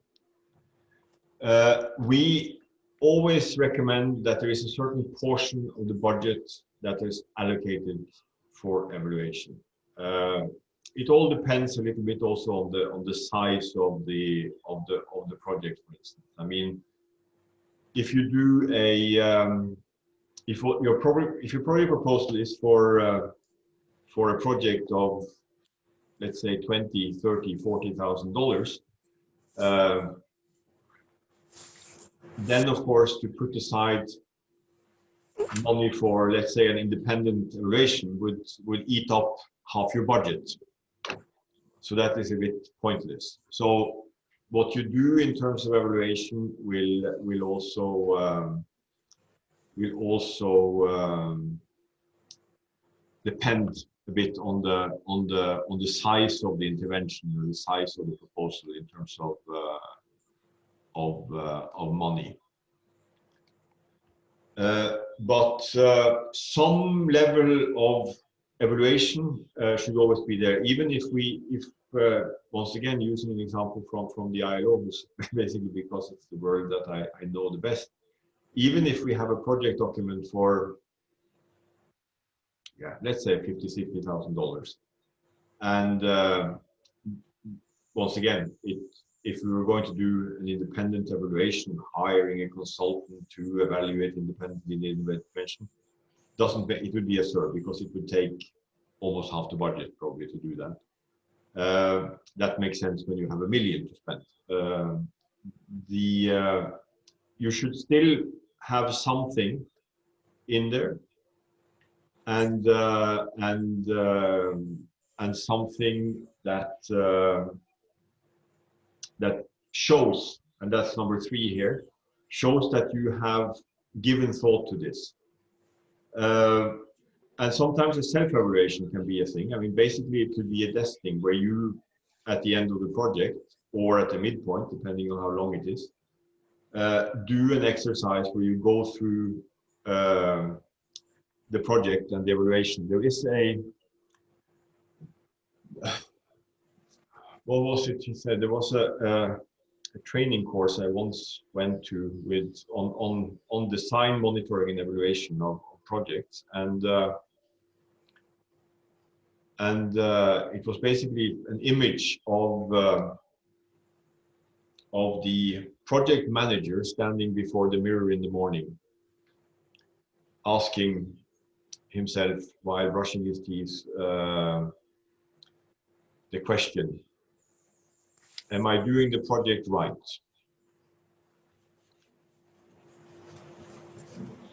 And there was another image beside saying, am I doing the right project?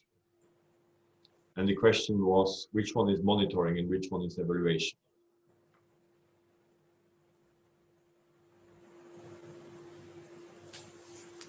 Any suggestions?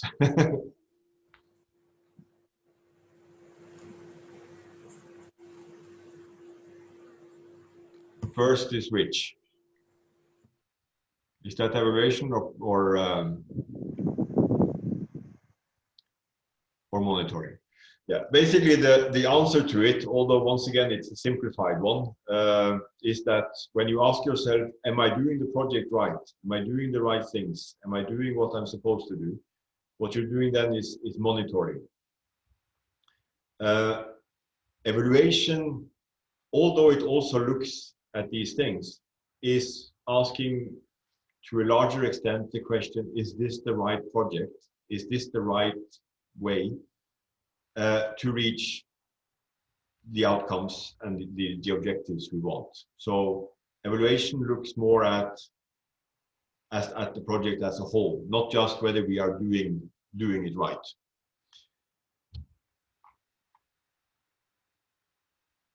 But in any case, yeah, there's a question here I see on the recommended percentage of the budget considering the allocation. Yeah, I'm yes and no. we have in the ILO's evaluation policy that's referred to here. What we actually have a percentage, which of course I cannot remember now. I think it is.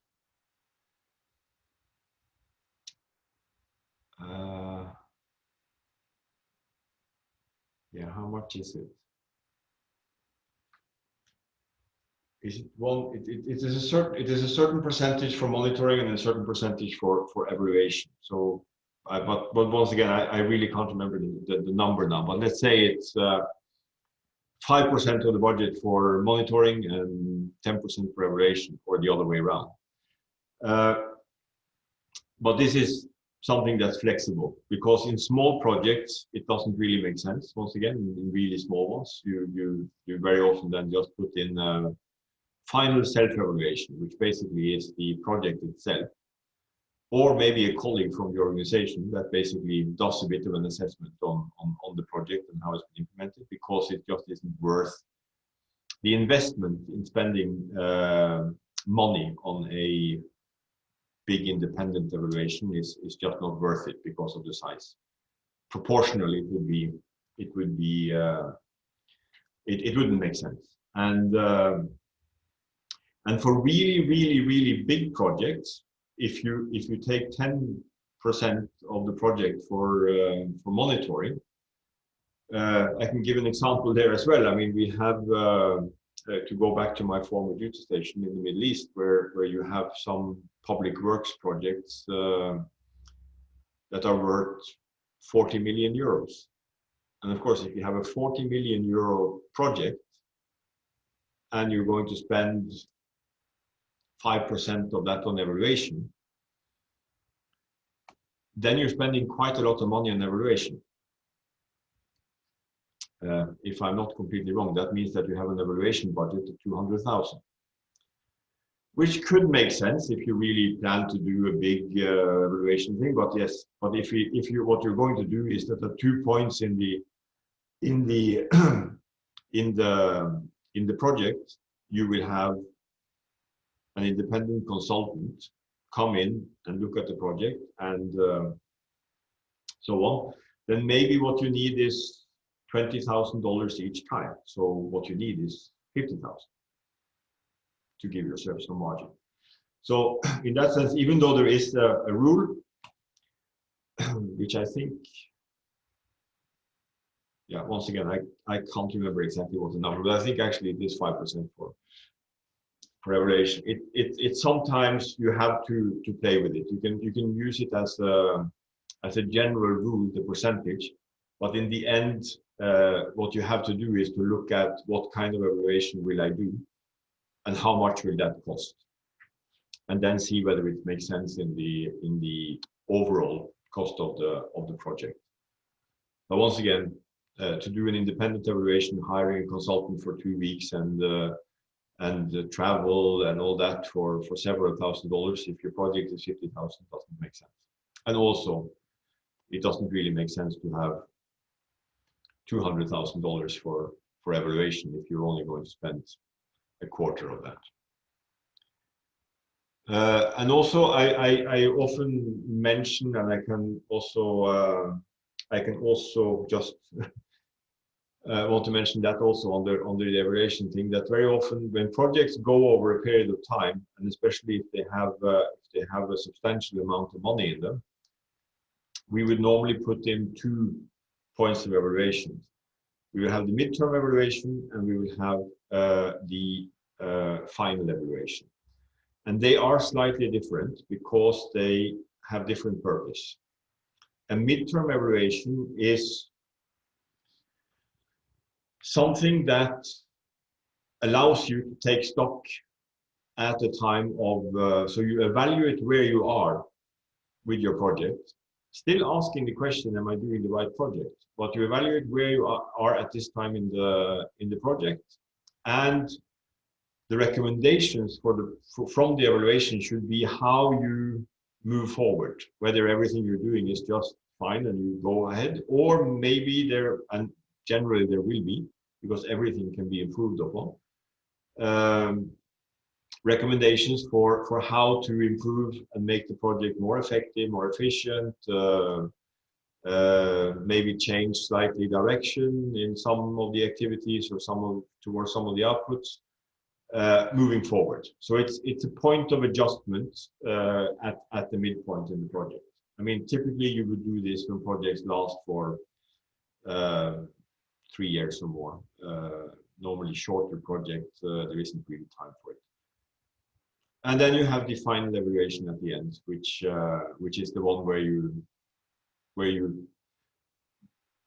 do 2 things. You report back to the donor on how you spent their money and whether you actually delivered upon what you said you were going to do, and you got the results that you claimed that you were going to get. And once again, if it is a project that is big enough to justify it,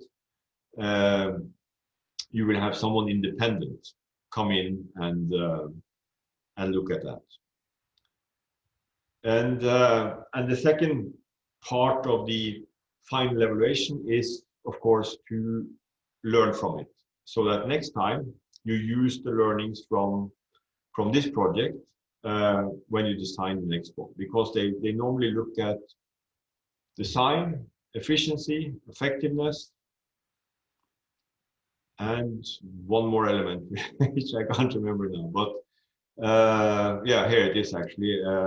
Objectives, effectiveness, efficiency, impact, sustainability, and also whether the project had the proper exit strategy. But once again, donors are different there. Important to analyze how donors are. Some donors are very willing to spend quite a lot of money on evaluation, while others are more reluctant. They feel that if I spend a lot of money on the evaluation,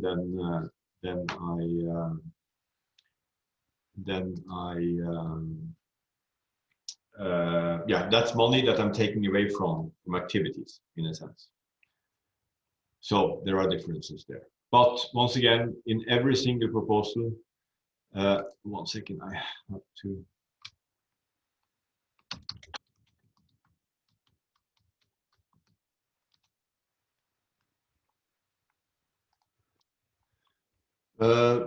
yeah, you have to at least talk about it generally and demonstrate that there is an awareness about the importance of monitoring and evaluation.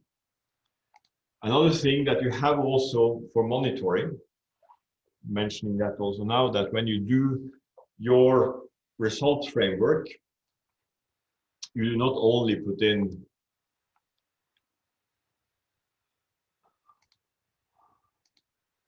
let me see if I can go back here. Yes.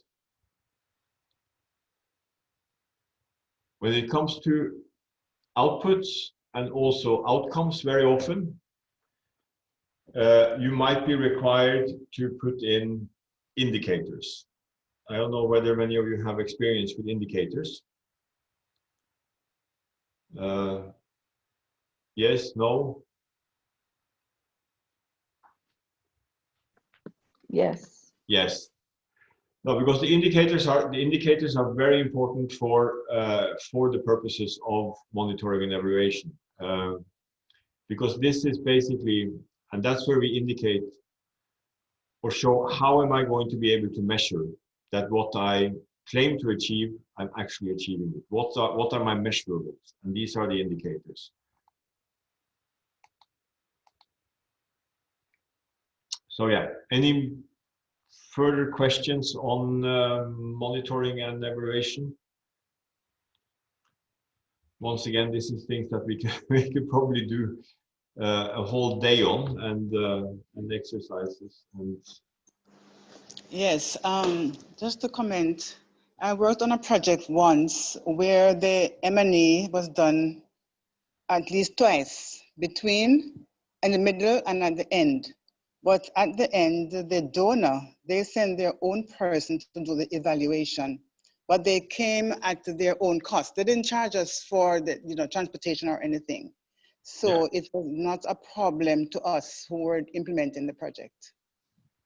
yeah, thank you. That's a good point. That sometimes happens. That also we have also been involved in that in the ILO. We have an evaluation department in the ILO that likes to be in control of these things. So they're not very fond of it when the donor basically takes over the evaluation. But yes, that is a way this happens.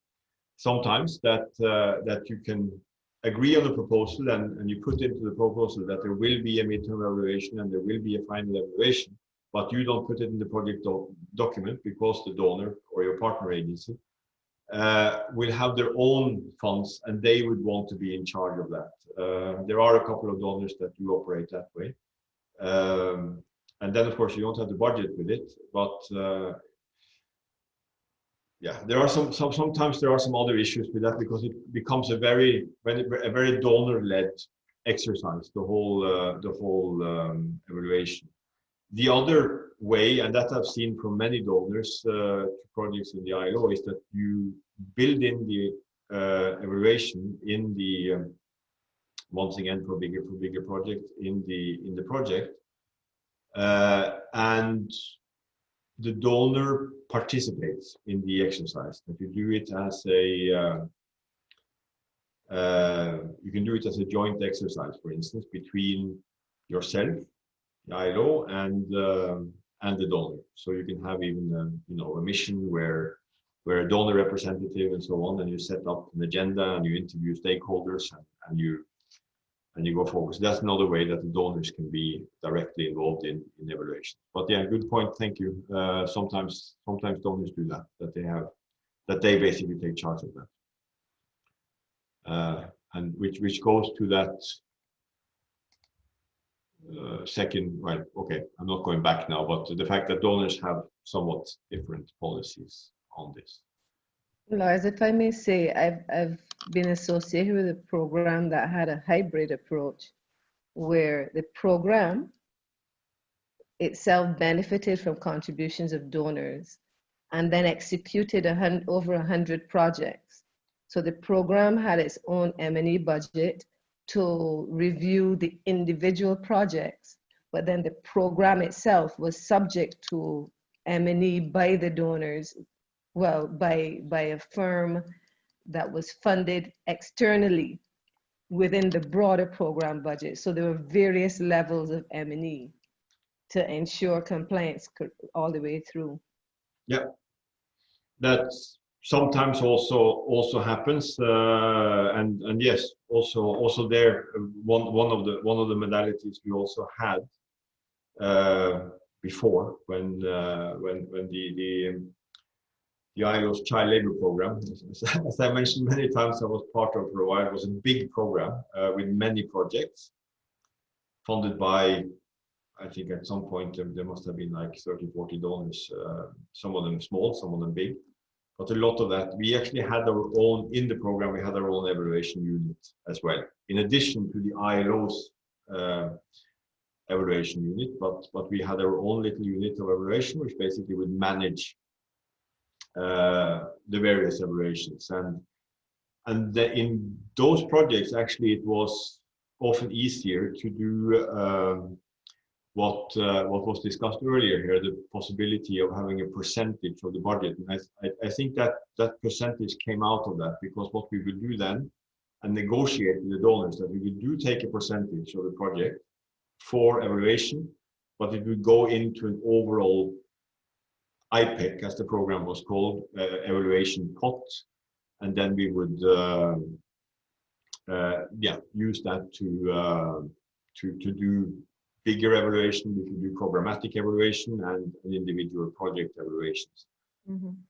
And some donors were fine with that and liked that, and some donors said, no, I wanted to put in exactly the amount of money that I need to have my project evaluated. So there was also difference in approaches there.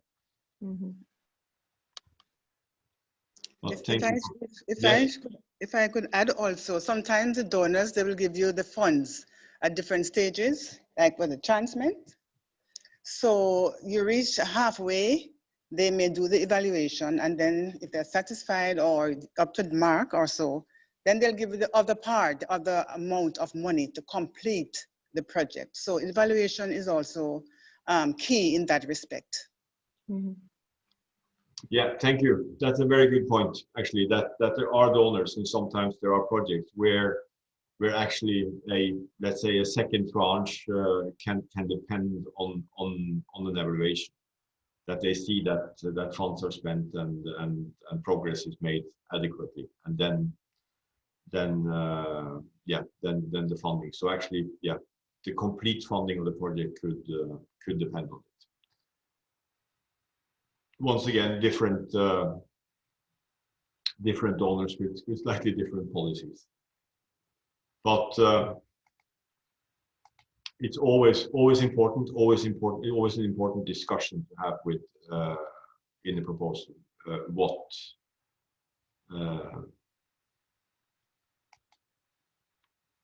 the evaluation requirements would be. Right, moving over to budget. I see we are moving dangerously towards midday. I'm looking at what I have left. I think we can probably go on and then finish without having another break. I'm not sure how long it will last, but not so long. I think that we need to take another break and then go back. So if it isn't a wish from everyone, then I propose that I would guess that in 20 minutes, maximum half an hour, we should be done. It depends, of course, on you and how interested you are. Okay, I don't hear anyone asking for a break, so then I will just go on. Right, going over to budget now. This all important budget. I think that there are different types of budget, and one of the points that I wanted to make is that some donors require both a narrative and a figures-based budget. And the budget will typically follow a results-based budgeting format. That was a bit what I talked about, the outcome-based budget. and it will show the cost of the outputs and the outcomes contributing to the full fund amount. So this has to basically, once again, do that instead of just putting cost of personnel, cost of furniture, cost of this in different lines, cost of this type of activity, cost of this type of activity, you need to link the various costs to the outputs and outcomes, including the staff time that you budget for.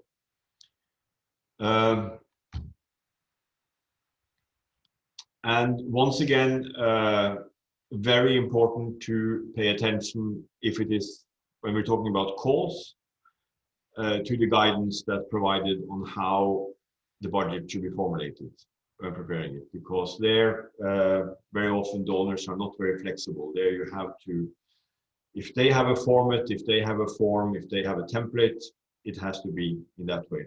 If they demand both a narrative and figures-based budget, it's very important to follow that. What I mean by narrative and figures-based budget is, I mean, a number is, an amount is an amount, but basically the narrative budget is that all of these amounts comes with an accompanying narrative where you explain what each budget point or line is for. So our friends from the US are very keen on those very often when they have calls. Sometimes you will also see grants budgets very often. The one I believe that the one that I sent as an example is an example of that. Very often you will see a call for a project that should be between certain amounts. So then you will have to adjust to that. Sometimes it will say that we will fund projects in so-and-so area to do these things, etc. And it should not be under 500,000 and not above 1 million. Then you know that you have that range of money that you need to put your proposal in. So whatever you propose to do would be something that we can do for an amount of money falling into that extent. Why do donors sometimes put a minimum amount? Very often they do it. They put a range. And typically, a typical one would be something like that. It should be typically between 600,000 and $1 million. It's also because they don't want to fund, if they have a certain amount of money, they don't want to fund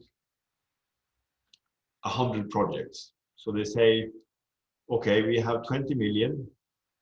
Let us do maximum 20, minimum 10 projects. So then we put the projects between 1 and 2 million, and I will get, let's say, on average proposals for around 1.5, or 1.7, or 1.8, or even the 2. And I end up funding 12 proposals, and not many small ones. So that's very typical in calls, that they will put a budget range that you have to be within, and that's very often. Also important to let me see. Yeah, it is to take into account currency. Donors operate in different currencies. If you are seeking funding from USAID or US Department of State or US Department of Labor or something like that, then the budgeting should be in US dollars. And if it's the EU that's the donor, then normally they will want to see a budget in euros. But that's also specified normally in the calls. Staff costs, very important to put into a project, and that means the actual salaries, but also Social Security charges, other remuneration or perks, as some call them. So it's basically what you have to put there is, of course, the cost of the staff member, not necessarily the salary. And generally, although there are exceptions to that rule, very often, if, for instance, you have a proposal where you do not put in staff, that you say that I can do this project with my own staff, and I already have that staff covered with other funds, so I will not need to budget for staff in this project. My already existing staff, which has funding source, can do the project without me putting it. And then this is normally considered by most donors as co-financing, and not what you would call an in-kind contribution. An in-kind contribution would be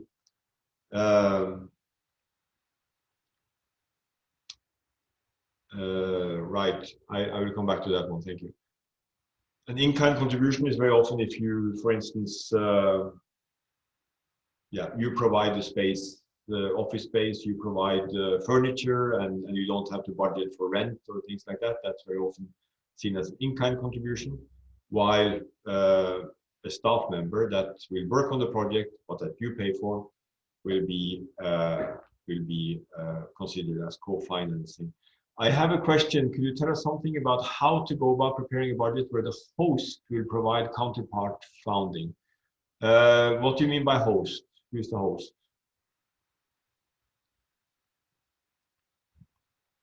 Hello? Just so I'm sure I understand the question.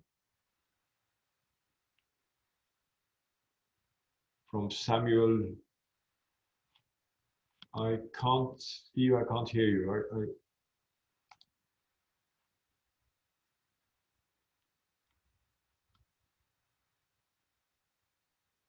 He answered in the chat. Is there an answer in the chat? Yes, you said the person who is doing the project. The person who is doing the project will provide counterpart funding. Yeah, okay, the person or the organization that's doing the project, I guess. Then, yeah, that would be depending a little bit about how it is, but yeah, that would be co-funding, and that's very often seen as a very positive thing by donors. That you have a percentage that you put in yourself, and then basically what you would do. Once again, depending on the donor, if the donor wants to see a budget with only their contribution shown in figures, you could, for instance, let's say that you are co-funding staff, so you have staff that will work on the project, let's say 50% of their time. Then I would put that staff member into the budget, and I will price it for the donor, if it's only the donor figures that need to be there, at 0. And then also make a note in the narrative of the budget that this staff member is project staff, but the cost of X amount that this person will cost to spend 50% of his or her time working on the project for the next 2 years are will be covered by the host organization or the implementing organization. So you put it in there, but you also signal that this is costed. And if there are many things that are co-financed in the budget, you might consider a budget where you have kind of 2 columns. Once again, depending on what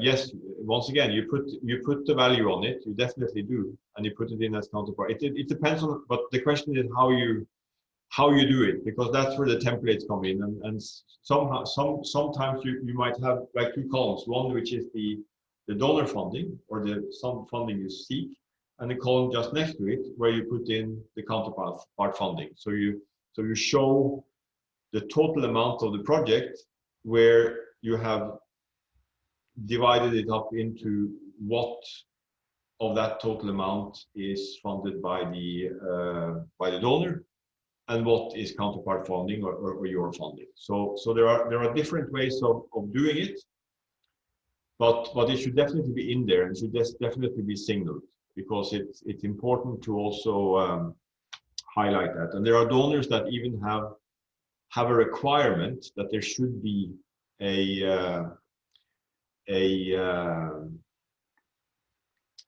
level of counterpart funding that you have to have. Some EU funded projects, for instance, they might have a requirement saying that the implementing agencies should put up 20% themselves. Then you have to find a way to to describe that, and very often staff time is the way to do it. Should you put a cost for volunteers? That depends whether they have a cost. If they have a cost, if they do cost you something, then you should put it. If not, I would describe it as volunteer work, but you don't have to put a monetary value of it on it. And a value as opposed to cost, and treat it as in kind. Yes, that would be an in kind contribution. I agree with that. Unless you have volunteers, but that let's say that you will have well, actually that wouldn't be the same as the volunteers, because you might have volunteers and you might need to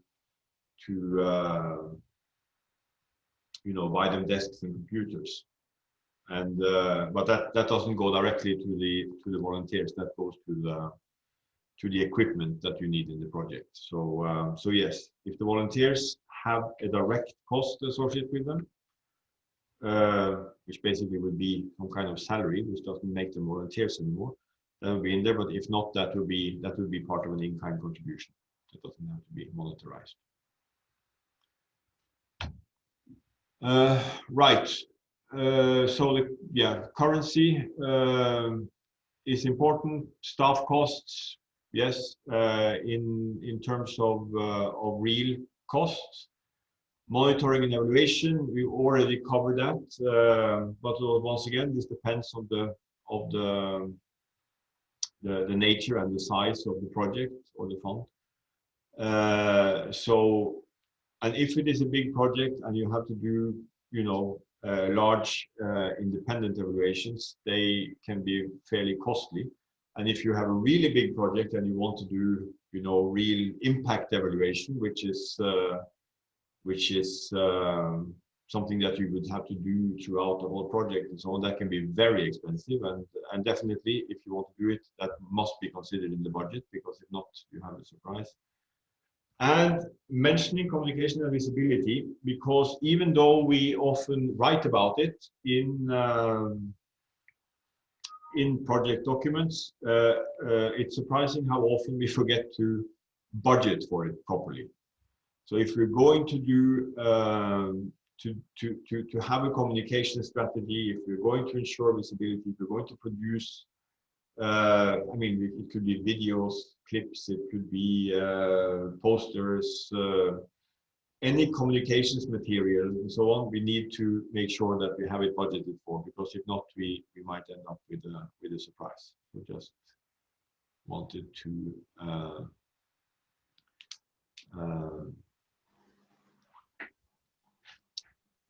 mention that is not forgotten. Just a question here. Yes. What about insurance? Many times we have a project and we need to insure the project because anything can happen, you know. What about that part of it? Should it be in the budget, insurance? Yeah. I would definitely do that. I mean, if you have to sign up to having this insurance, you don't have that covered in other ways, then that would be part of what you should budget for as as part of your costs, as your project cost. For instance, let's say that you have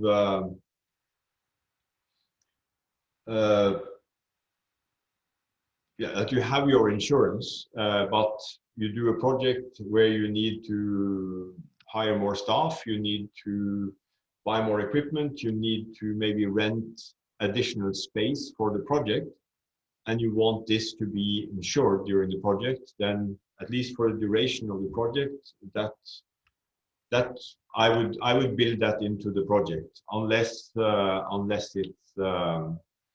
it's let's say ends up is something that you can absorb and so on. But definitely it can be part of the project.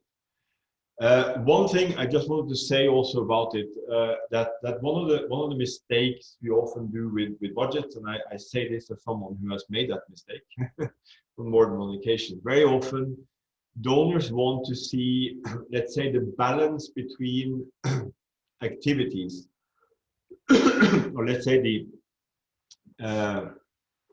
the funds that go into doing activities. To be fairly high proportionally to, let's say, the overhead cost, if you may, you know, and very often, and that is one of my pet peeves when it comes to project budgeting, because staff costs generally is budgeted in that other category, the one where yes, I will come back to that one. The staff cost is very often budgeted in that other category, you know, together with the office rent and furniture and so on. But of course, your staff is very often who is doing the project. So in my view, that should be part of the activities. But generally, in budgeting, it isn't the case. So very often, when you look at it, especially if you have a lot of staff-heavy projects, suddenly a lot of the money of the project goes into staff, and sometimes donors then look at the balance and they don't like it, and then we start cutting the staff, and just to make it look like we have, like, you know, 30% on staff and other thing, and 70% for the activity, and it looks a lot better. And suddenly we find ourselves in a situation when we actually do the project that to please the donor in finding this balance and look like we're doing a lot of activities, that we really don't have the staff anymore to do the project. So sometimes it could be important sometimes to push back when negotiating with donors on these things, and stand a bit strong on what you actually need in terms of staff. So I have a couple of questions. Volunteers may receive a stipend, so this should be included correctly. I would include that, yes. If there is project volunteers and they get a stipend to cover, for instance, transportation and you know, some food and so on during the working hours, then I would definitely put that in the budget. Lars, may I share something? Yes. I've been with a project on the, not as recipient, but as from the donor perspective, where the budget for counterpart, the host, the person executing the project, has two elements, cash and in kind. So the activity is costed at full cost, but what the actual cash outlay would be put on the cash, and the rest of the value is put under kind. So if it would normally cost you $2,000 for an admin assistant, but you're able to pay a stipend of $800, then the cash element is $800 and the in-kind element is $1,200, so that the full counterpart contribution, the value of that contribution of $2,000 is credited to the counterpart. Yeah, but that you can also do. You can yes, that you can describe that as a yeah, that is that yeah, it's yeah, you can do that. I have not been in a situation where that has been the. I mean, I would put that in the, because it's a way of saying that you know, I can do this with a volunteer that gets a stipend, and that way I don't have to hire someone on the salary, which would then cost 2,000 more. Then that's a saving, but yeah, We found that useful. We found that useful where the donors were insisting that the counterpart contribution be, let's say, 50% of the cost of the project or 20%. Yeah. So the donor, the counterpart now is challenged to find 20% of the value of that project, but they may be able to enlist support through volunteerism and not be able to raise cash. That way they can value the activity at its true value. Yeah. And minimize its spend on cash, but still have the full value of the support attributed to them as counterpart. Yeah, I mean, that's It was right. a strategy that was essential, you know, just to make the 20% contribution. Yeah, no, very much so. That is the way to do that. Once again, donors are a bit different when it comes to what they accept in that way. But yes, that particular example could be do that. You basically say that yes, I'm doing this to volunteerism, so this is an in-kind contribution, but this in-kind contribution is worth this much money. So this is so you cost the in-kind, and in that sense you end up making your, let's say, 20% requirement, which yeah, as mentioned, is done. What we would do sometimes was to sort of look at and estimate fairly vaguely, because it's not very easy to put an exact figure on it. For instance, the contributions made by different support staff in the organization to the project, and put a value on that and say that program assistant so-and-so would probably spend at least 1 month totally of his or her work time on this, and put a cash value on that. Because, well, in that case, we will of course pay this person her salary, but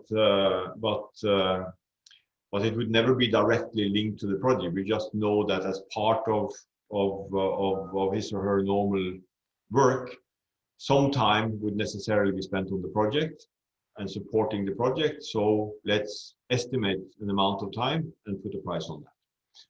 So there are ways of doing that. And yes, the pricing of, yeah, if I were to pay for this, then this is what it would cost, and this is my in-kind contribution. So yeah, I that's a valid point. Right. And now I will come to what is my last point for the day. If I can find these buttons again and go to, unless there are more, let me see. Yeah, there was a question here. I wanted to come back to that. Is there any adjustment to cost resulting from pandemic concerns? If the project goes over time due to lockdown, etc., can you put in a contingency? Yeah, it's a very good question. I see someone has written that it's a good question. It is a good question.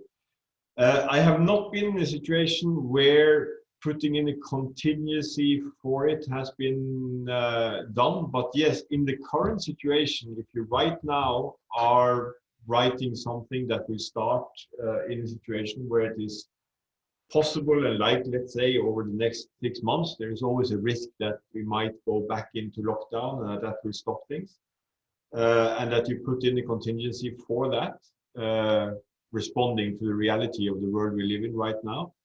I would say that makes sense. The only example I can give is some ongoing projects that we have, where we have had to, because of the pandemic and because of the brakes being put on everything, even implementation of our projects and activities, that we've had to go back to the donors and basically renegotiate with them. We haven't had to negotiate additional funds, but we've had to renegotiate extensions, because projects have a duration. And of course, if you have a project that is meant to end in, let's say by the end of 2020, and you had a lot of activities and workshops and seminars and things planned for those 8-9 months from March to now, or March to the end of the year, a lot of that has not been able to happen, or we've had to retool and that also takes time. You have to rethink and you reorganize, and you have to work with your partners in the country you work and figure out how to, if we can't do it the way we had planned it, how do we do it? And that adds for time. So we've had a couple of projects where we actually had to go back and ask for an extension, and that was with something like trigger and evaluation. Well, the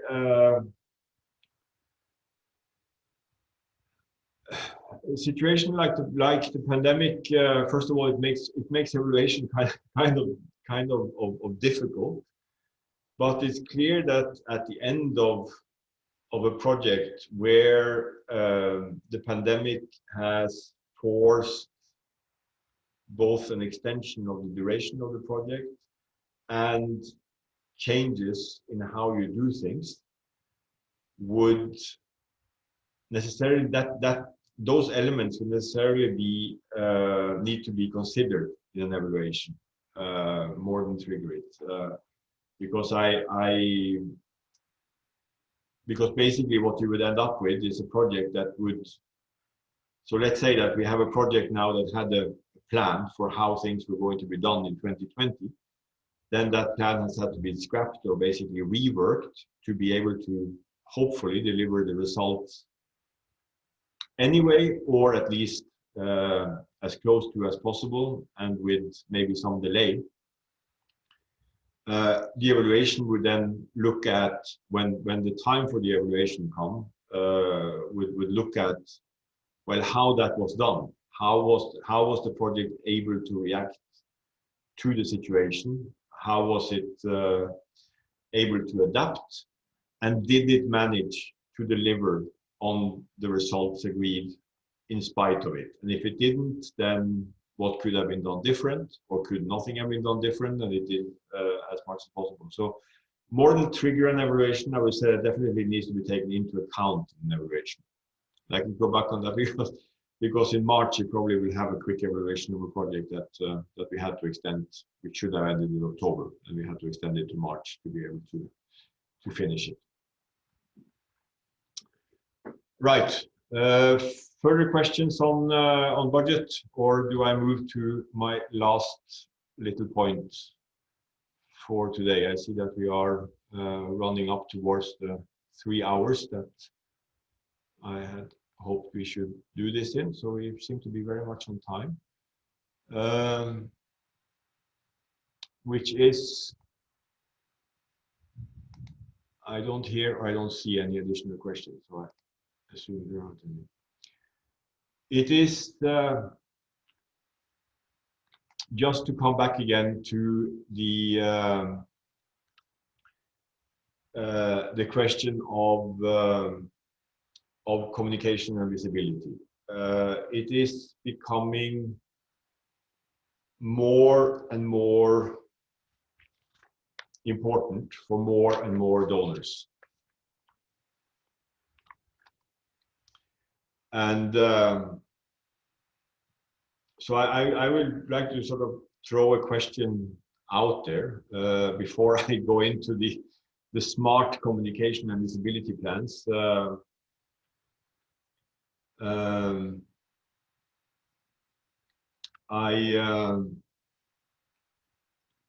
would like to ask, so why do you think that that this visibility thing is so important? I know we covered it yesterday, so I'm not going to spend a lot of time on it, but I just want to sort of refresh our memories on the visibility and the importance of it. Also, maybe reflect a little bit about the changes there, because I mean, just in the couple of decades that I've been in this world and involved in project development and so on, that has changed quite a lot.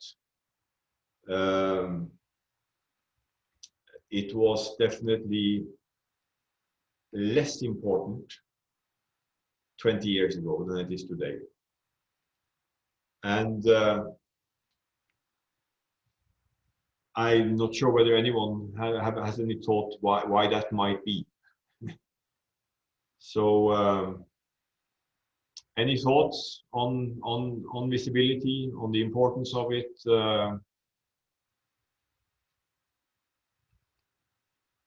Or are we all starting to get a bit tired?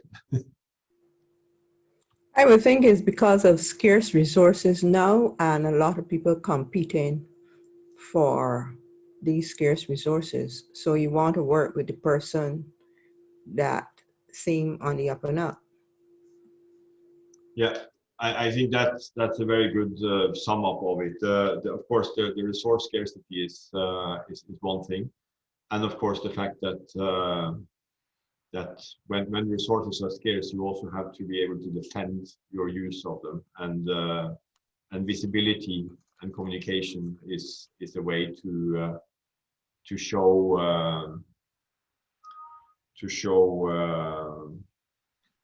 it's a way to show that you are yeah, that what you are doing is actually contributing to change. It's actually delivering on what you want to do. And once again, very often we're talking about taxpayers' money, and they are hard to come by. So I have a question here, which is, imagine you have met all the criteria in an excellent proposal. How do you gain the trust of the donor if your organization is a relatively new organization to gain their support? It's a difficult one.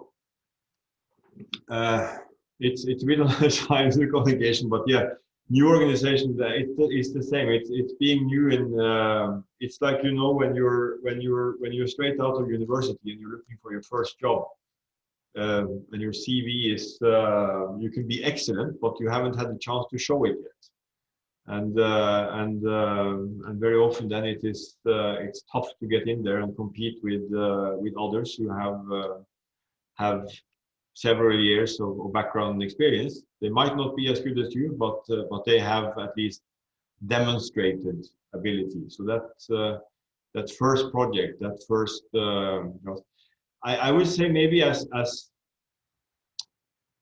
advice when you're new and kind of going for the first project and proposal, probably partnering up with someone else might be a good strategy. And work sort of with others that are good, and of course, yeah, leverage relationships. That's one thing, but then again, you need to get also the chance to get in there and do that, and have donors and partner organizations that can fund you actually give you the time of day. And very often for that, you also need to have something to show for yourself. So I would say that seeking alliances and partnerships with other organizations that might be working in the same field and focusing on similar things, and see how that can also then help build your reputation and your experience background for future ones. I think that's probably the best advice I can give there. I have a question, Lawrence, on the Yes. issue of communication and visibility. I'm aware that a lot of the international agencies have over the years had to develop policies for transparency and information sharing. Is that not influencing the requirement for visibility and communication? Because I know that a lot of the information now has to be disclosed on their website. Project progress, for example, may have to be disclosed. It has to be accessible to all the stakeholders and the public. And I wonder if that isn't driving some of this pressure down to the project. Yeah, it could. I have to say I don't really know the answer. I mean, it's somehow different but related, in the sense that of course the transparency demand, the fact that yes, all your projects, all the information on them, that it needs to be out there, need to be accessible. It shouldn't be hidden. People need to be able to see what they spend the money on. So that is basically making all this available. The visibility goes more towards showing and demonstrating that. So that's kind of a more proactive approach, if you may, where you kind of show that what I'm spending money on is and resources and time and staff and so on is something that's worthwhile. That's actually producing change. And there are, well, most donors are at least the big ones are kind of getting more and more concerned with visibility at different levels. There are how to say it, for instance, if you look at the bilateral donors, of the ones that I know, the Scandinavians, for instance, are kind of moderately, how to say it, interested in visibility. They like to be involved. They like to be seen. They like to sort of get a thank you note from time to time when they support things, but it's not their key concern. They really need. They're more interested in hearing about the result and learning that it's moving forward. But visibility of their involvement is not necessarily the most important for them. That the results, that the activity, that impact, if we can even go to that level, gains visibility and is seen more than anything for purposes of scaling up replicability and so on. That's important.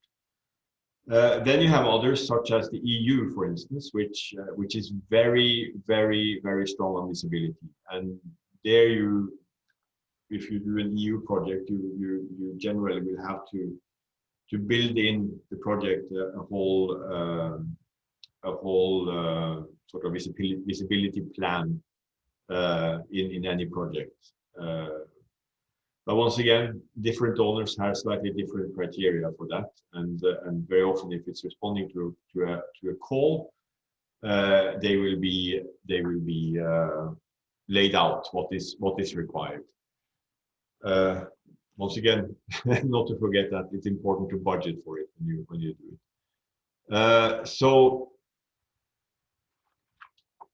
SMART, let me see if I remember what the SMART stands for. Does anyone remember what SMART stands for? SMART in the project? What the S is? Specific. Specific. And Measurable. the M? Measurable, yes. Achievable. Achievable or attainable, exactly. Yeah, relevant. Relevant and the last one. Time bound. Oriented. Time. Yeah, exactly.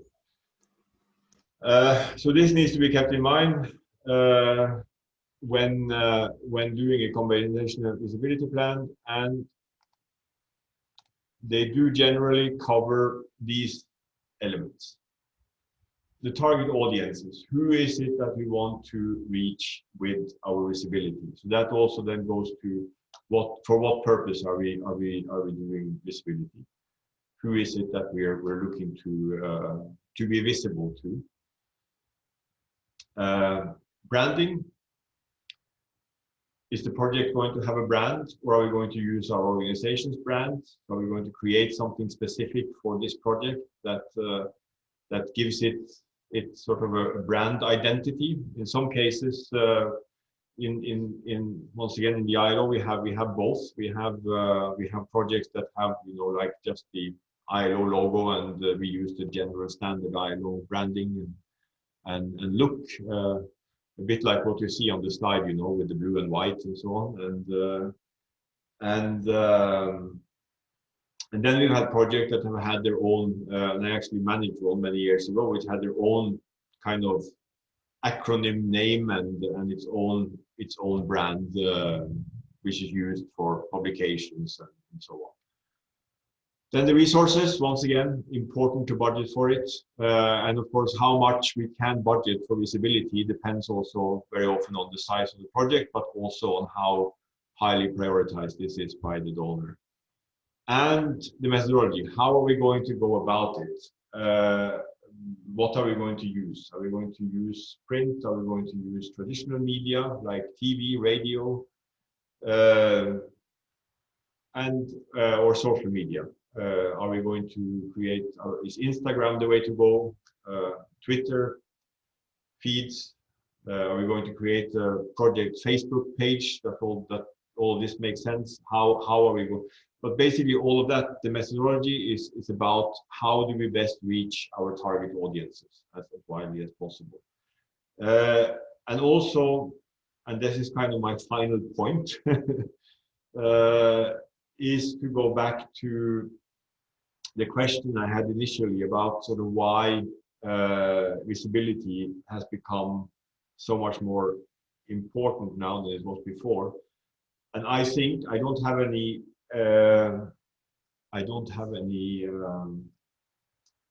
studies on it, but I think it has to do not only because we are competing for scarce resources, which we are, and if you're competing, you need to be seen,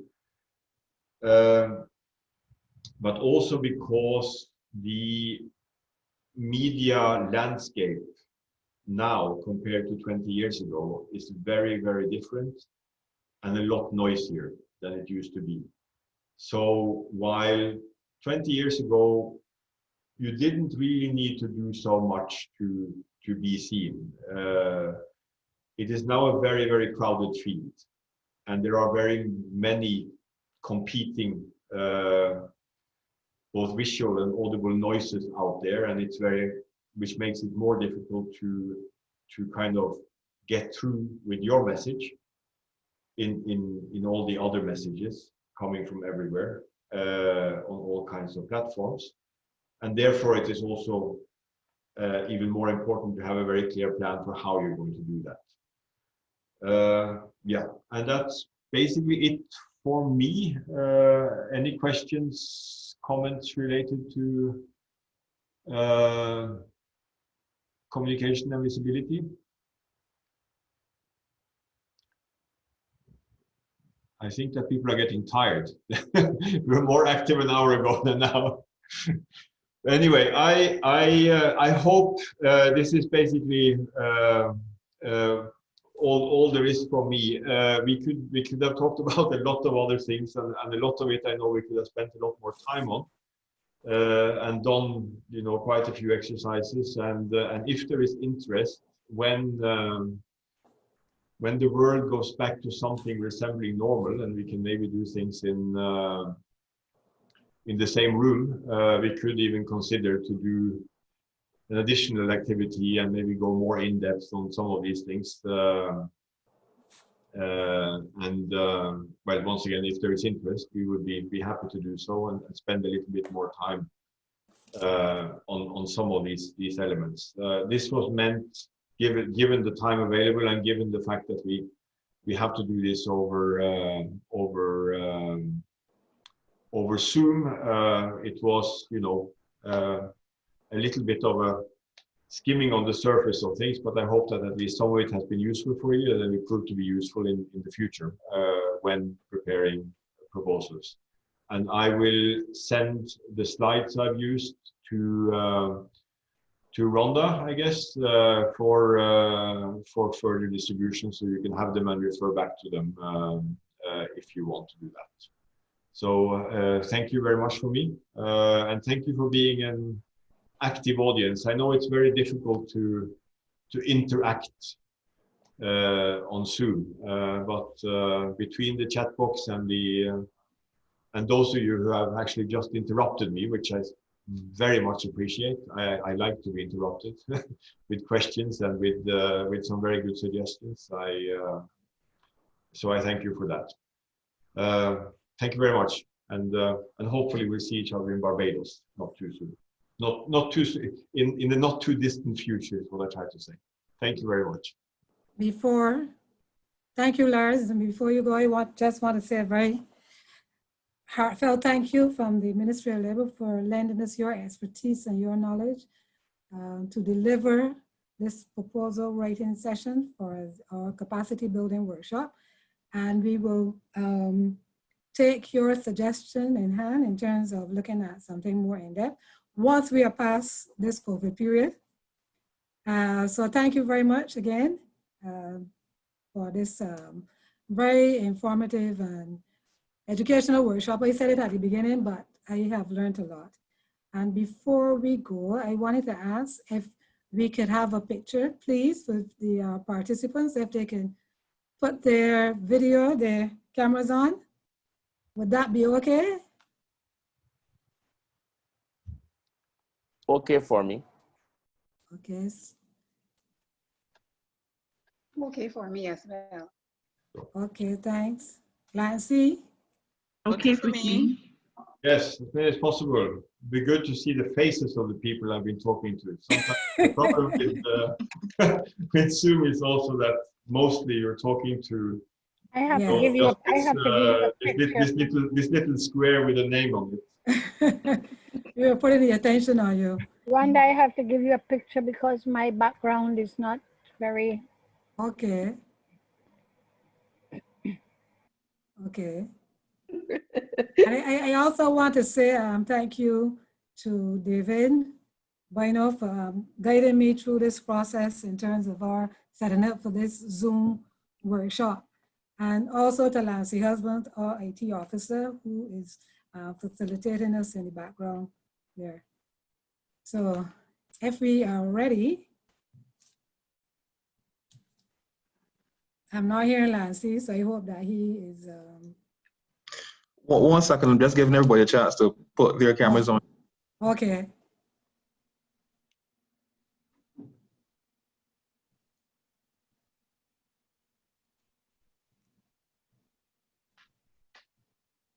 Do you manage to capture everyone on one screen? Because on mine, I have like 1 out of 2.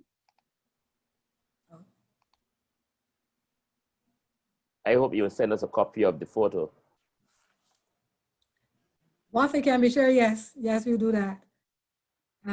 Hopefully if we have it, well, when I have the slides from Lars, I will just send everything together. Yeah, we'll get those in the next half hour. Okay.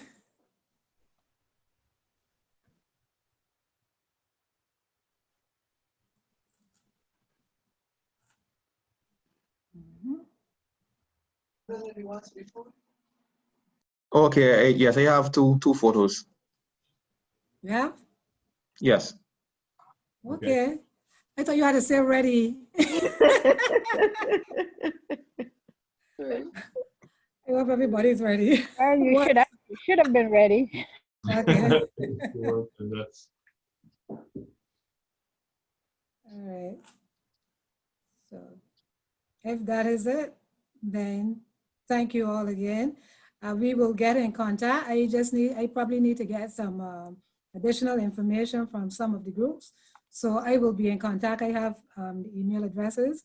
I know I had a little mix up with some names, but I think it should be good now. So we'll be in contact. Thank you once again, and we will look forward to seeing you again when we conduct our second workshop.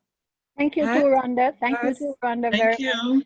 Thank you. You're most welcome. Thank you. Thanks also. Thank you. And hopefully we can see you, Lars, in Barbados sometime next year. I really hope so. I mean, if it's up to me. You have to first hope that COVID behaves. Yeah, we're hoping. But it's behaving pretty well in Barbados, isn't it? I mean, from the numbers I see, it's you're doing quite well.